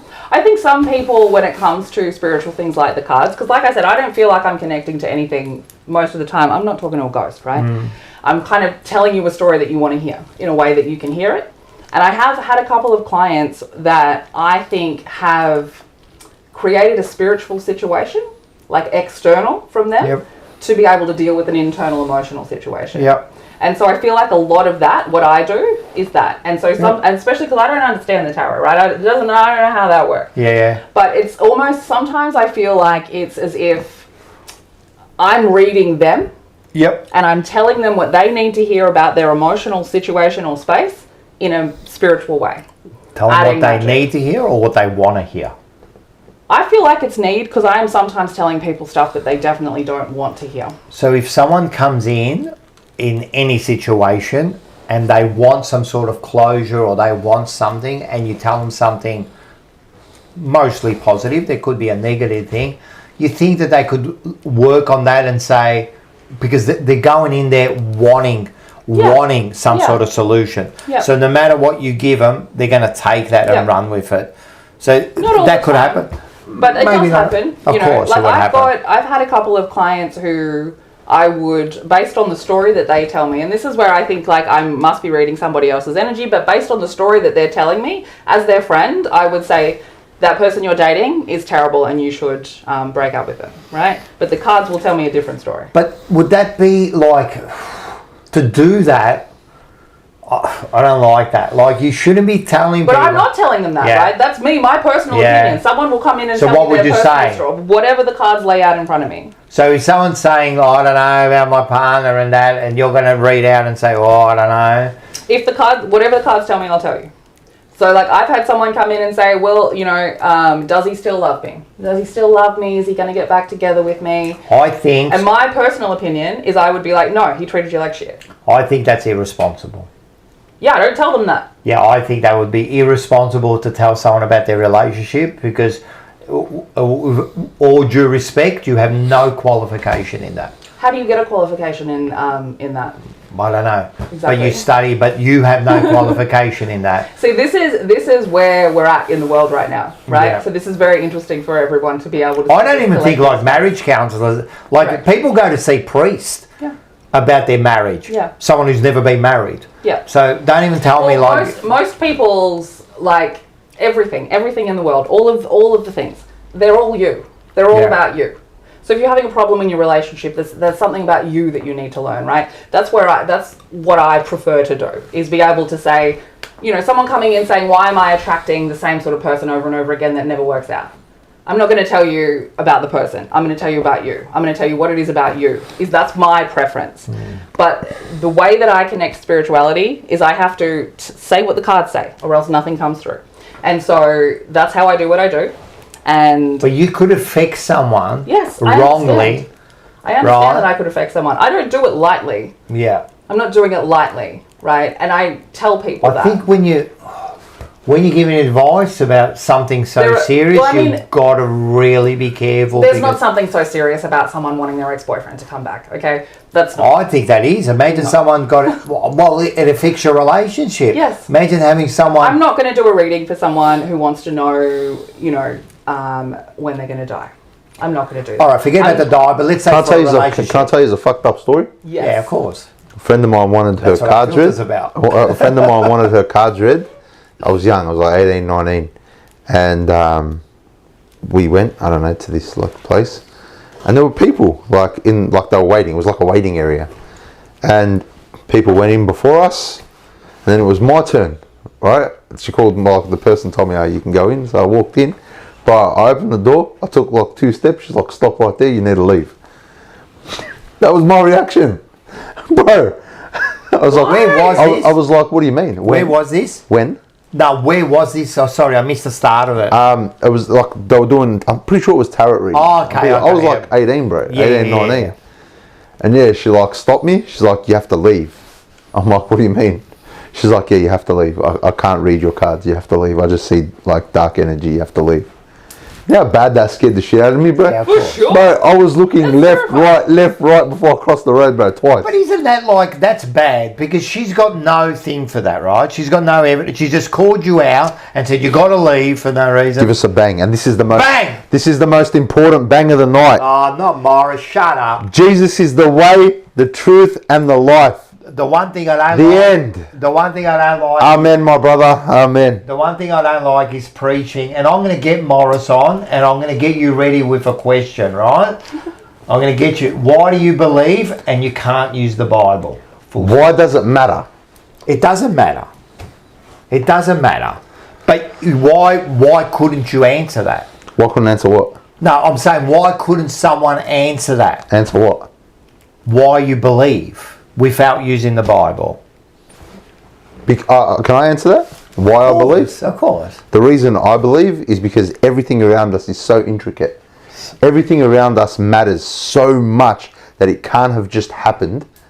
Why can't it happen? Because I don't believe. I think everything is so intricate. There had to be a greater No, there doesn't. being. Agree. No, there doesn't. What Okay, you've done, that's to me. Yeah, I know, But you're telling me to answer the question. Yeah, I know, And but- then you're telling me that my answer's wrong. No, I didn't say it was wrong, but in a way it is wrong because what you, But in away. No, but you think about it, because what you said was, right, what you said was, there's no other way. How do you know that? There's no other way. But how do you know that? I know it. But no. This is what I was Science about. told me. This is No, science didn't tell you. Science can't even tell you. Science didn't tell you. That's right. That's right. But science doesn't pretend to know. Well, I know. No, well, that's my ego. How's that? And this is what I'm saying is that's fair enough. But what I'm saying is you can't say, right? You can't say there's no other way. I think there are people who would believe that, and that's true for them. I know people believe that. It's all over the world. But what I'm saying is you can't say that because you don't know that. But I can say it because I believe it. I believe it so much that it's true. No, I know that. I know that, and I live in my truth. I respect that. And I respect you living in yours. No, but what you should say is I believe it because I believe it. But to say there's no other way, that's why I say you're wrong. Then what's the other way? No, we don't know. So let me believe in that one way. That I do. I know that, and we've had this discussion. I respect that, but what I'm saying is you can't say there's no other way. You can't say there's no other way because you don't know that. But I'm so confident in my belief. He is saying that he knows that. He's saying he knows that for him. But that's not right. Okay, but I don't have to be right in Because yours. you don't know everything. And can I go back to something you said earlier? Ridiculous. When it comes to spirituality, for sure. Can I go back to something you said earlier? To spirituality. I'm going to go back to something you said earlier, Rocco. It doesn't matter what anyone thinks. Yeah. It's what I believe. I know. And as long as my belief doesn't encroach on anybody's belief. Yes, but when have I ever said... No, never. No, when have I ever said you can't do that? But what I'm saying is you just said I can't say that. No, because you can't say that. But I did. No, but you can't say that. I'm allowed. I know you're allowed, but you could say something else, but you can't say there's no other way. You can't say that. Because you don't know if there's another way. Just cut that out then.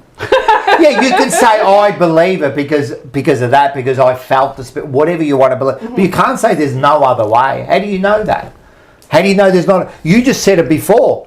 Oh, there could be a force we don't know. Yeah, I think there is. Right. So, but you say I've never said that's not true. All I've said is I won't believe it till I see the evidence. But you can't say there's no other way. Doesn't make sense. You don't know that. There's just stuff that you will never see the evidence for. Yeah, never. Of course. Yeah. So don't sit there and pretend that you know it all. Well, I think some people, spiritual people that I have definitely met, that I have definitely experienced. I have met them too. Are connected to something that we can't see. I understand that, but don't tell me there's no other way. That is the way. Spirituality is the way. To you. What came first then, the chicken or the egg? Well, it was the egg. How do you know? Because the egg is an embryo, so the egg would have been the first thing. It's but how do you know? Just through science. Like, I can't tell you every single fucking scientific test they done. Nice. I can't tell you because I don't understand it, but I'm sure if we got a biologist and that here, they could tell you. That was Mars's question. Oh, was by the way. Mars who? Mars, no, he messaged me. Oh. Like, we're in this time in astrology right now in the universe. We've had some planets change, like move from big cycles, 250 years, 160 years, big cycles. And so what that's doing, I believe, and the astrologers believe, and spiritual people can feel it, is it's shifting from this we need logic for everything into we need connection with self, and connection with self will always bring you to spirituality. But it just goes back to the question, do you care what's true and what's not true? Yes. So if you cared, you would look into it and you would see things like that and Jesus go, how can that work? Science is not everything. I didn't say it was everything, yeah. So but science is your computer, science is the doctor you go to, science is the car you drive, science is the watch you think. So you can't say that science isn't everything and then use it when you want, and then when you don't want, you throw it out. Science is the learnings of stuff, but science has never said absolute. Has never said absolute. All science goes is with the information we've got at this moment, this is what we know. But it can change, right? Religion says, no, it can't change. And there's the difference. You can't just be... That's how sure we are. You're not sure. Yeah. You're not sure. I've never been we more... We can go over this. I have never been more sure of my religion. But that's personal. In my life. And that's all that matters. All right. Again, I'm not encroaching on anybody. No, we know. I'm not going up to people with a knife to their throat saying, and the one thing I don't like is preaching, right? But we're having a discussion now. Your sureness is only for you. Yep. Because if you talk to Allah and the Muslims, they've got their sure. Can I just... So what's different? I've got to stop you for one sec. Go. When people refer to Allah being a Muslim thing, Allah is the Arabic word for God. Yeah. That's all it is. Allah means God. But you know Jesus was a prophet for Allah. You know in their Quran. In their Quran. Right? Yeah. It's Jesus isn't the God, he's a prophet. Yes, understand. Yeah. But my belief is different. I understand, but this is what I'm saying is that your belief is strong. Yep. Yes. But so is his. 100%. So how do we tell which one is right? That's up to you. All right. So you don't care what's true. No. I care what's true to me. I don't care what you find. But you don't care what's the overall truth. No. Only what's true to you. No. I don't care what you find truth in. Because when I face God on Judgment Day, he's not going to turn around to me and say, what did Rocco think? No, I know. But it's only what's true to you. Well, that's what matters. Because when I die, I'm in that casket alone. I'm not in a casket with Rocco.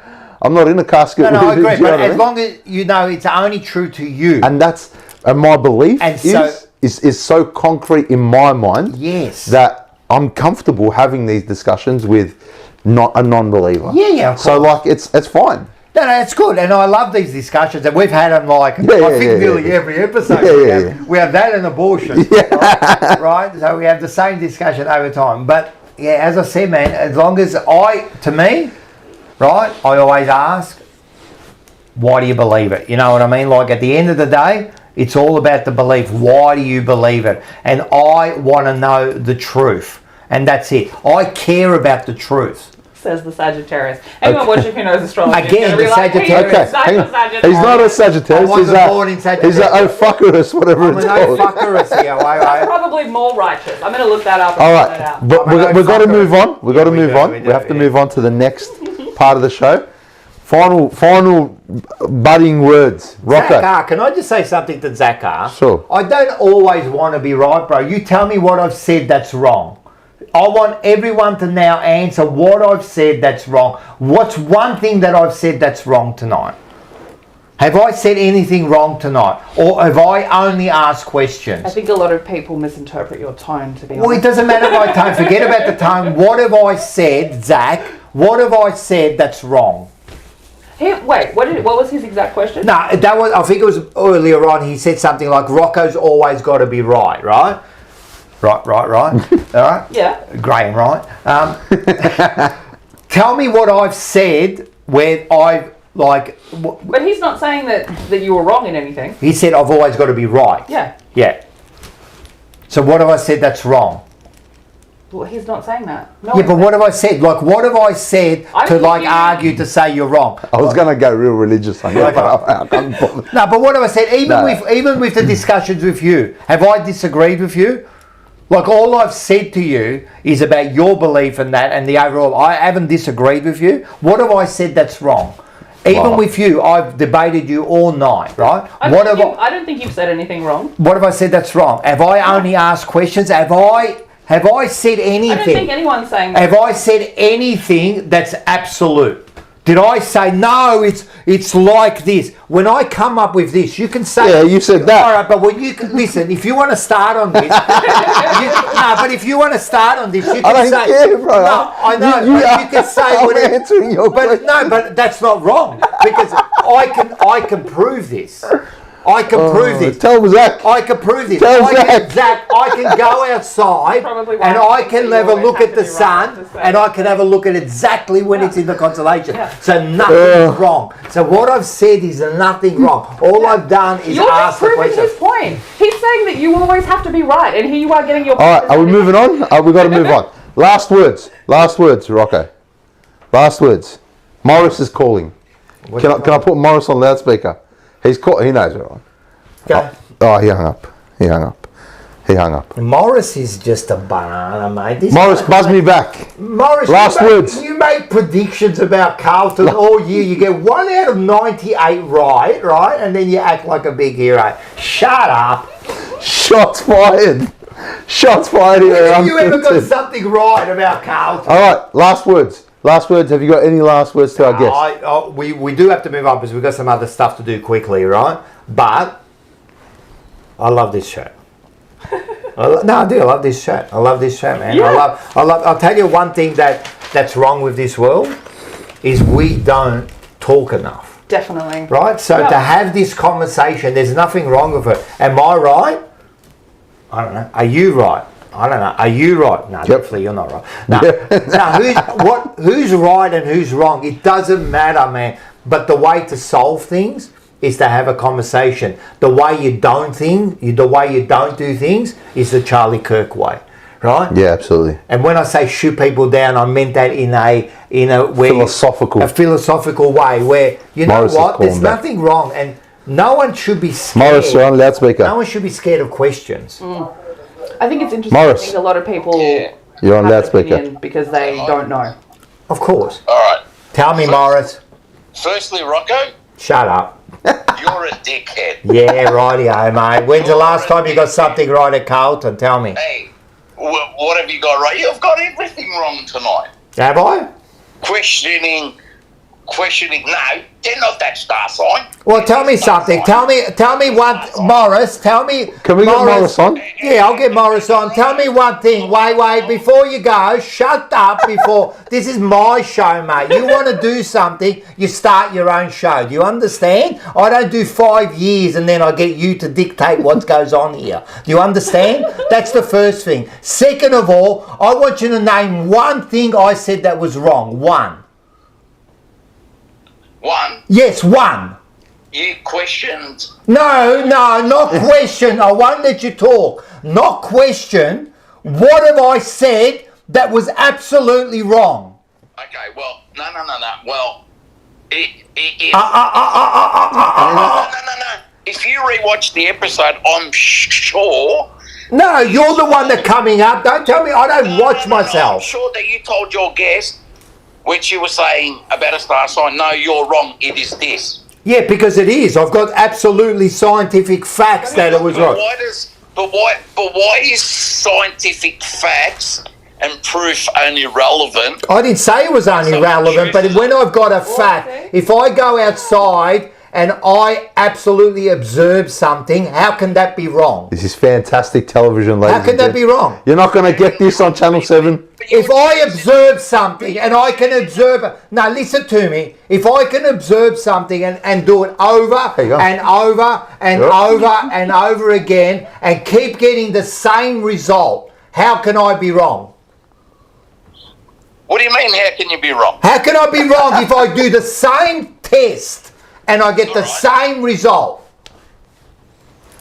What kind of test? The COVID test? You just said now you're trying to be funny because now you're trying to get away with What kind of it. test? You asked me how I said you were wrong about the star signs and the constellations. You can't just give a generic. I didn't give a generic. That's not even a word. You're making up words now. I didn't give a generic. Isn't a word. Generic isn't a word. You didn't say generic. You said generic. All right, go tell me. Go tell me. How am I wrong?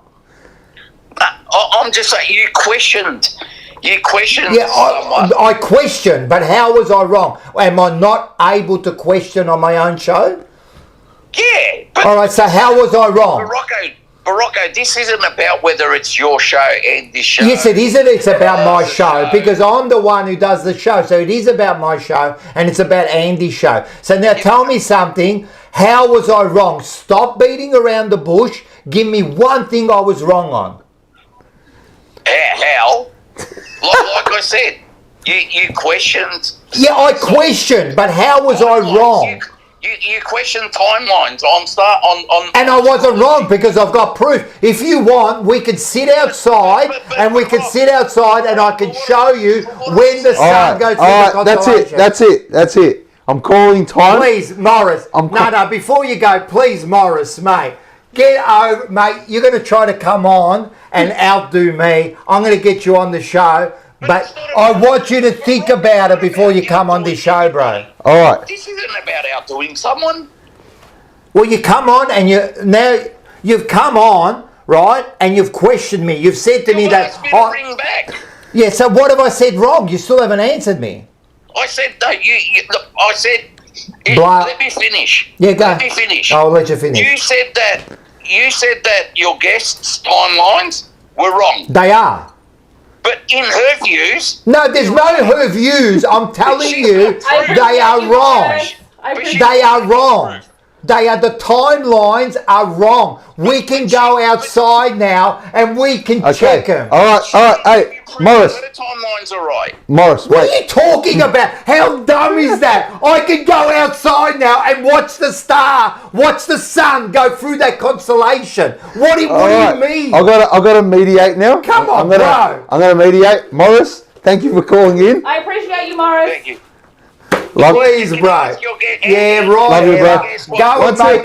Go and make up some bullshit about Carlton. All right, we'll speak later. Not be right. Oh, good night. Yeah, whatever, you bum. I'll pray for you all. Yeah, pray for me. Pray Love for you, yourself. Morris. You extra tonight, Rocco. Love you, Morris. And I'll your speak to you dog later. food was shit.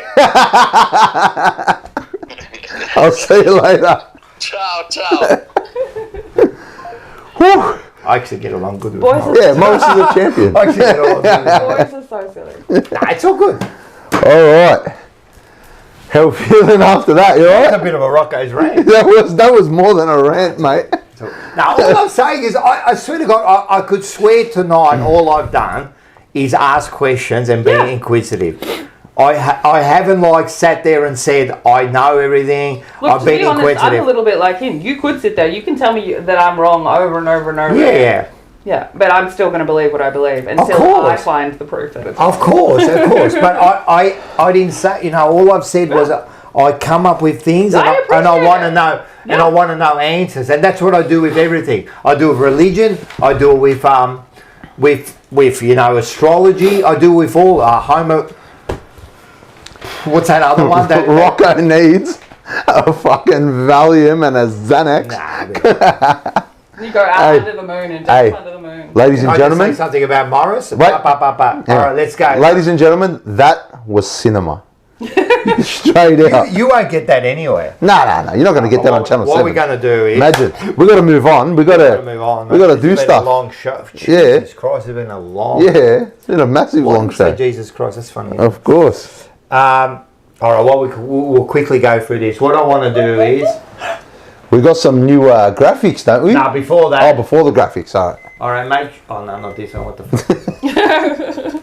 Make sure you get onto my history channel. Right. This week I did Rasputin. Did you know about Rasputin? No, I haven't watched this one yet. So I'll give you a quick glimpse of what this one's about. The Bolognese hold this beef meat. Some wine and some gabagool on the table. Bang! This is unacceptable. More than I must pay. We march there, take back the bucket, and teach them a lesson they will never forget.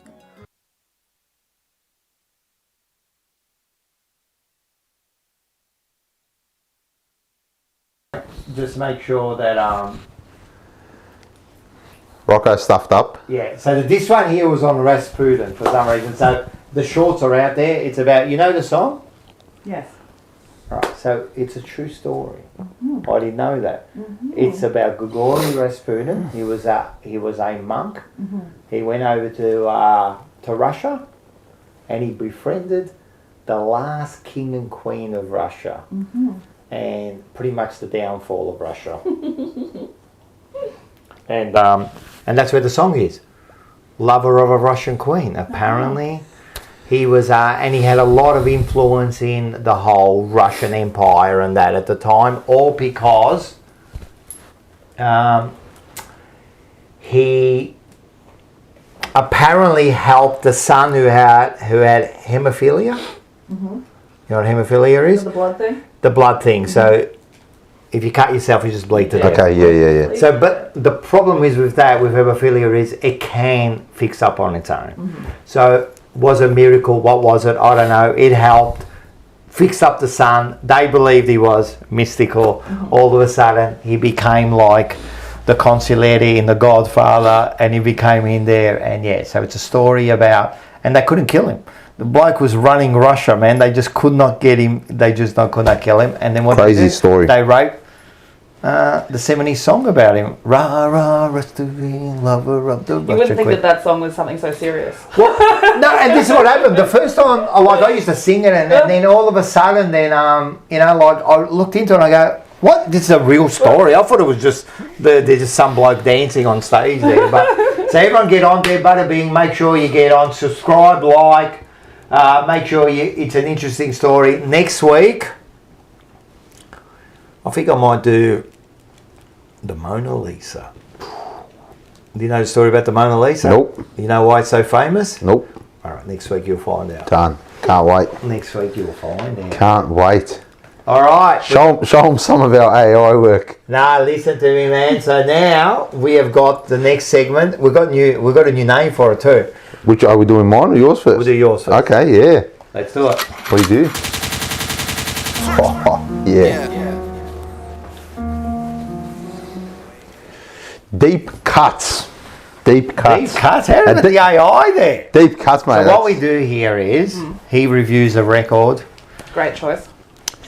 Do you know the song? Do you know the album? Yes. So, all night we've been talking about stars, right? We've been talking about stars all night.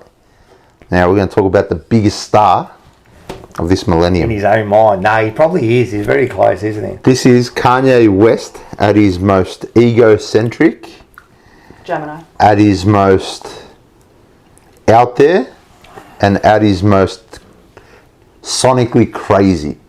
So to give you some When was context, this done? so I was about to, I'll give you some context. So he releases 808s and Heartbreak. So his mum dies and breaks up with his fiance, his long-term fiance. He releases 808s and Heartbreak, and 808s and Heartbreak charts successfully, but it was kind of laughed at, right? What year? Do you know? 808s and Heartbreak was maybe 08, I think it was. Yep. 08. And then everyone kind of laughed at him for it because it was so out there, it was so different. And I showed you that album last year. Yes. It's where he sings a lot, uses a lot of auto-tune, a lot of 808 drum. And then to kind of get back at everyone, to show, hang on a sec, I'm still Kanye fucking West, he released My Beautiful Dark Twisted Fantasy. Which we did last year as well. And My Beautiful Dark Twisted Fantasy is considered one of the greatest hip-hop albums of all time. And Kanye got that extra ego boost, you know? He was like with a Kardashian, you know? He married a Kardashian. He was married a Kardashian. Walking around calling himself Jesus. He was too. Right? He had all the big sponsors. Yeah, he had everything, right? He had the world. Yep. And he released Yeezus in 2013. And just like every Kanye album, there's a massive build-up, massive lead into it, and it doesn't drop when it's supposed to drop. You know, anyone who believes a Kanye release date, you're a fool. All right? So he released this, and just to show you the ego, there's no album cover. Yeah, I know. There is no album cover. It was literally a CD, a blank CD in a case. That's what it was. Yeah. Right? And sonically, this could be released now, and people would not be ready for it. It was so ahead of its time, and from track one on site, you've got. So he worked a lot with a young Travis Scott, so a very young Travis Scott. He worked with. He's on there, is he? Travis Scott's on a couple, or one track, I think. Yeah. Actually, no. Travis Scott isn't on any tracks. He's in the back. But no. So Kanye actually. So he did a lot of production work. Yep. Did a lot of writing on the album. That's what I'm saying. He's Yeah. in the back. It was a lot of production work. There was a lot of work with Kid Cudi on this, and a lot of work with Daft Punk on this as well. Ah. Yeah. So really. Yeah. So you'll listen to it and you'll think, okay, I see where Daft Punk. Yeah, you can pick it. Yeah. You'll know the tracks that Daft Punk kind of worked on. Yeah. But this album, man, like I said, so far ahead of its time. Subject matter, he was at his egotistical best. He was like, man, like he has a line in it. It's like I woke up, whatever, and like I woke up and I said, "What up, Jesus?" And he said, "What up, Jesus?" Like this guy's talking to Jesus. That's how high up he is, you know, in his mind. Well, I've seen that Rogan interview where he said he was brought here to run the, you know, he's gonna own the world. I looked into his birth chart. Yeah, and what'd you find? I mean, he a Gemini, so they're currently losing their mind. He's not really a Gemini. But he has a placement that is like, I would call it like the God placement, like thinking of God. Oh, you definitely think that. Well, he's got a song called "I Am a God." Yeah. I would well, actually, it's called. That, like, he's going to do something crazier in the next few years. Oh, but I hope so. Come on, man. That's not like anything. Like, of course he's going to do something crazy. Yeah. He's a. Like he can't do anything more crazy than what he did a year ago. What do you do? You know, when he did the whole... The swastika. That was like he went That was pretty wild. That was pretty wild. It was. That was a wild time. I went to a Kanye show once and I loved the fact he had, like, it was in Melbourne, like, had that big red light stand at the middle. And I had this row of girls in front of me and they all kept trying to take photos, but the light reflected. Their photo, I was like, this genius. This genius. Have you been to it? Yeah, I've been to every show he done. I went to his first show in Australia where he opened for U2. Wow. It was in 05, 06. Yeah, right. No one wanted to go with me because it was a U2 concert. Yeah. And like I rocked up, I watched Kanye and then I listened to like 2 U2 songs. I'm like, these fucking How trash. long did he play for? He done like a good half an hour, 40 minutes. Yeah. Well, I don't think you could tell him to get off the stage. Nah, it's Kanye West, man. But at the time he was starting out? Or? Well, nah. So at the time, he had 2 albums out. He had 2 albums out. He had The College Dropout and Late Registration. And he was still that backpack Kanye. He was still working, getting his respect.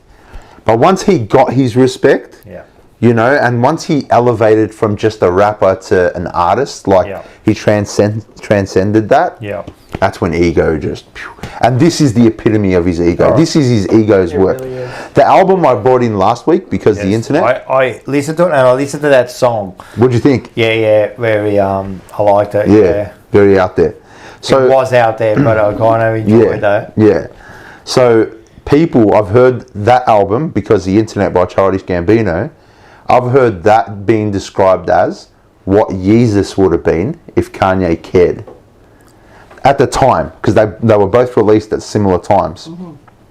Now, 10 years on, 12 years on, Yeezus is on its own. Like, Yeezus, because the internet is of its time, whereas this is just ridiculous. I'm going to be interested in. So this I think it's parallel to everything else. Yeah, that album, absolutely. Yeah, it's. I'm not a huge Kanye fan, but I love that album. It's one of his best work. Blood on the Leaves. Blood on the Leaves is fantastic. You got to listen to Blood on the Leaves. Blood on the Leaves. This is the album you listen to loud. Give me one at a time, man. That was my, you told me last week to listen loud, man. Yeah. I have to wait for everyone to leave so I can pump it up. You got to listen. My gym album for like a really long time. You really got to listen to this album loud. Absolutely. To really enjoy and get the most out of it. I think you'll love it. Yeah, it's really out there. Yeah. That's sick. All right, it's good. Yeah. I've been loving Andy's albums. He always brings out some. I'm an old school 80s and 90s. You know, so he's been bringing out the new one. Well, the next one then, since we're going to go, we got our one. We got my one. Let's have a look. No, that's your one. That's mine. No, that's that one. That's, I don't know what you're doing right now. There we go. I do a movie review. So I do a movie review. I was doing albums last year, but I watch a lot of movies. I like my movies. So I did a movie review. And this week, I did It's a Bio movie. Another one. I love them. But we've talked about this girl before. I think she's got one of the greatest voices. Amy Winehouse. Yeah. What have you got for me? Well, have you seen it? No, that's not it. That's not it. Where is it? Rocco, please get glasses, bro. Please. No. Rocco. Stop when I'm tired. There it is.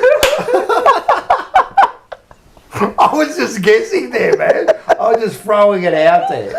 Holy shit, man. But now we're there.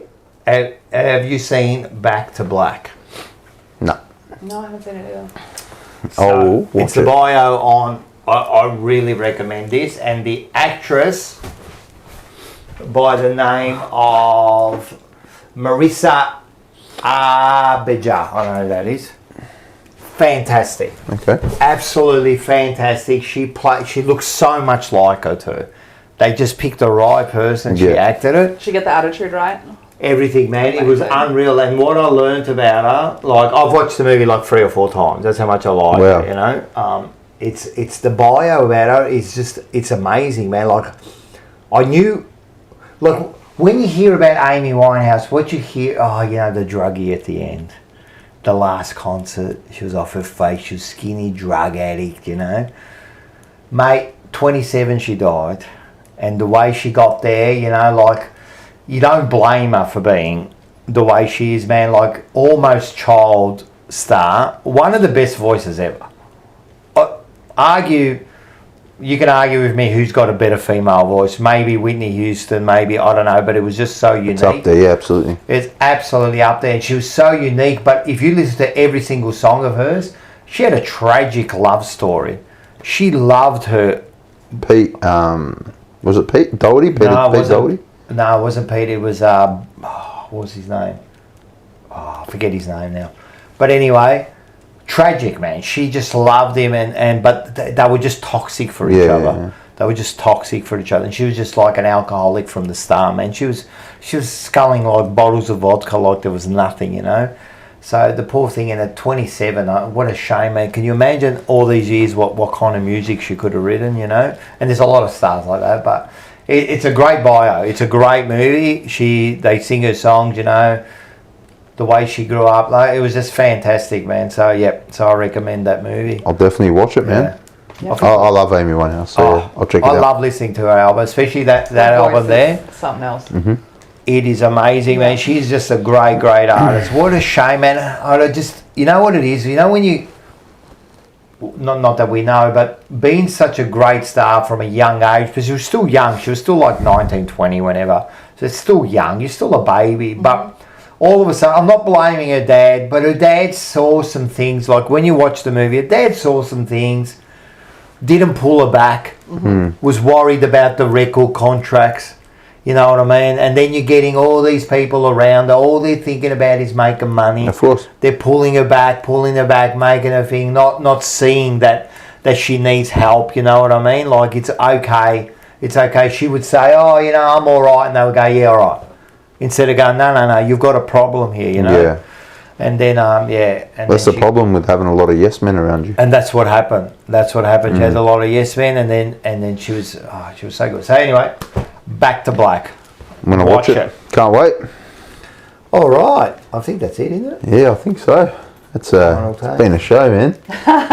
Been one to remember, I'll tell you what. Roller coaster. Yeah, it's been crazy today. That's what we do here. Yeah, I tend to involve myself in a lot of emotional roller coasters also. So. That's good.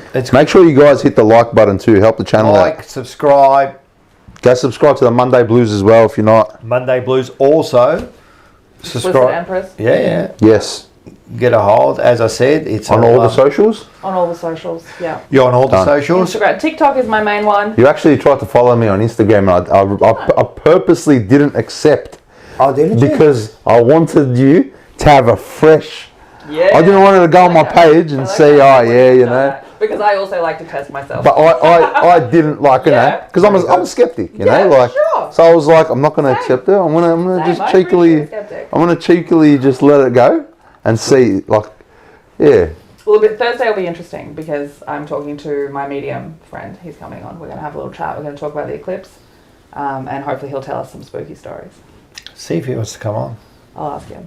He's a Capricorn, but he's. I would love to do a cold reading. What's a cold reading? So the cold reading is what most of them do. I'm not going to say all of them do because I don't know what's out there. But a cold they talk to spirits and that? Yeah, so they'll... Nah, bro, I'm out. No. I'm out, because that's you. I watched a cold reading is have you ever seen them when they do these big shows and they'll go, I'm getting a vibe, someone's father died, anyone died, oh, father, and I can see an M.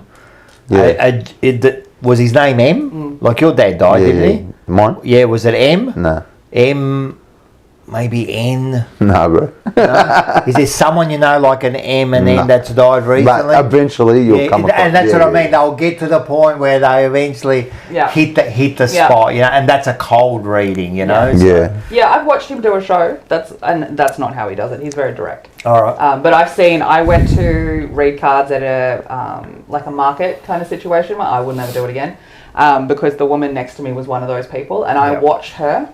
She was like, you could tell that she was she's all dressed in purple. Everything is purple. There's purple everywhere. She looks like a crazy person. But she would say the same things to every single person she forced to sit down and pay her. Oh, wow. Like, oh, there's something going on here with children. Do you want to have children? Like, no. Oh, well, I think, probably in the past you have thought about it. Or maybe it's your friend, like one of those people. Yeah. Just complete. Just a snake door. Just keep turning until you find it. Exactly. So I've seen the snakes. I definitely can tell them. Well, thanks for coming on. Like, I'm sure, like, I don't know, what did you expect? What were you expecting? Were you I looked at your birth charts, so I knew he would be skeptical. I knew you would be more open. Yeah. Yeah. It's been good. Yeah, because even though we have differing beliefs, we still believe in a greater power. Yeah. Of something else other than the material world. Yeah. Absolutely. Yeah. I believe in a greater power too.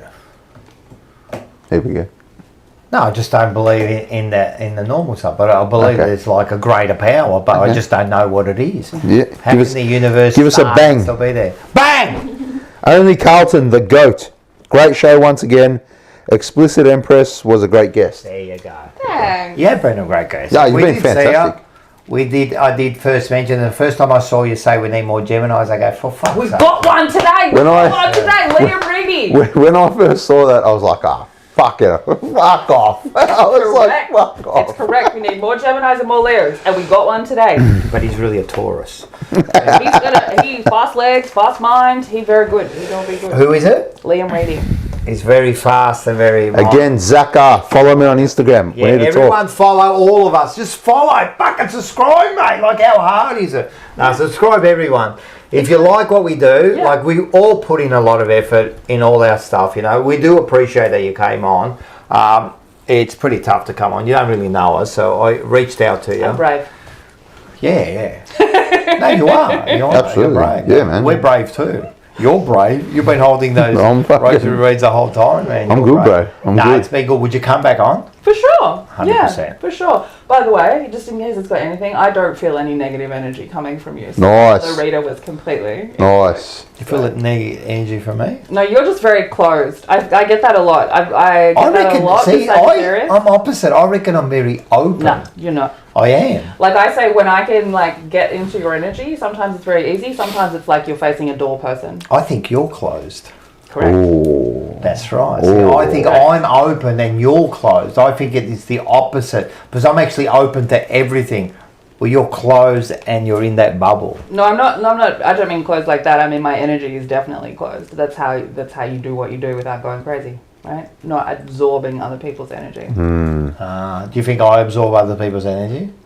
Not so much. I think you get rage baited very easily. Yeah.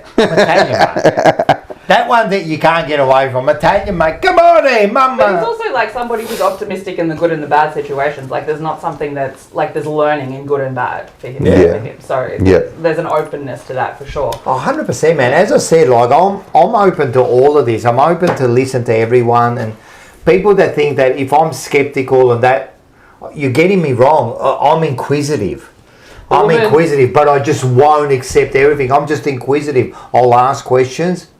I'll research it. The woman who runs does the telepathy tapes, that podcast, she says in all of her episodes, to be a true skeptic, you have to have an open mind. Yes, yeah. You have to. Yeah, I agree. And that's the problem. I don't think people have open minds. I think a lot of people are closed with their ideas. I don't think I'm closed with my ideas. I'm happy. You know what? I want there to be a God. I want there to be like this mysterious person. Like, can you imagine how great that would be? I want that. Imagine it. He believes that that's true. No, but what I'm saying is I'm not close to that. I want that. I want there to be magic. There's magic. Yeah. You'll see. I told you I believe there's magic. Like the universe like expands into what? What does the universe expand into? Oh, that's the other thing before we go. You told me about the moon. I'll give Fuck you. did I say about the moon? No, at the start, before the show, about the moon being big. Yeah. Oh yeah. Go look at the And you're moon. going to me, and I'm going, but it's, I don't know. it's an optical illusion. Okay. So what happens is, if you can do 2 experiments, and the next time you see the moon really big, right? Put your thumb arm's length away and cover the moon, right? And then when it's up in the sky, do exactly the same thing, and it's exactly the same size, right? That's the first thing. The reason you see it so big, I forget what the phenomenon's called, but it's because it's low next to the buildings and the trees. You see it like compared to the other things, and it looks huge, but it's not. It's exactly the same size. And to prove it, next time, and I know this sounds funny, next time you see the big moon on the horizon, what I want you to do is I want you to turn around and look through your legs at the moon, and it'll look small. I would pay money to see you turn around and look at Well, if you want to see it, I'm just telling you. She told you you're going to get lucky tonight. Actually, I didn't put it up. I'll do it next week. I've got a great video. You just stop pressing buttons. You just wanted to watch it again. Stop pressing. All right, so it's been a good show. All right, everyone, it's midnight. Does that mean anything? Crazy. Well, it means it's midnight. Yeah, all right, good. All right, thanks for coming. We'll definitely see you next time. Yeah. Thanks for having me. Good show. Good show. Thanks for coming. And we'll see you. Make sure...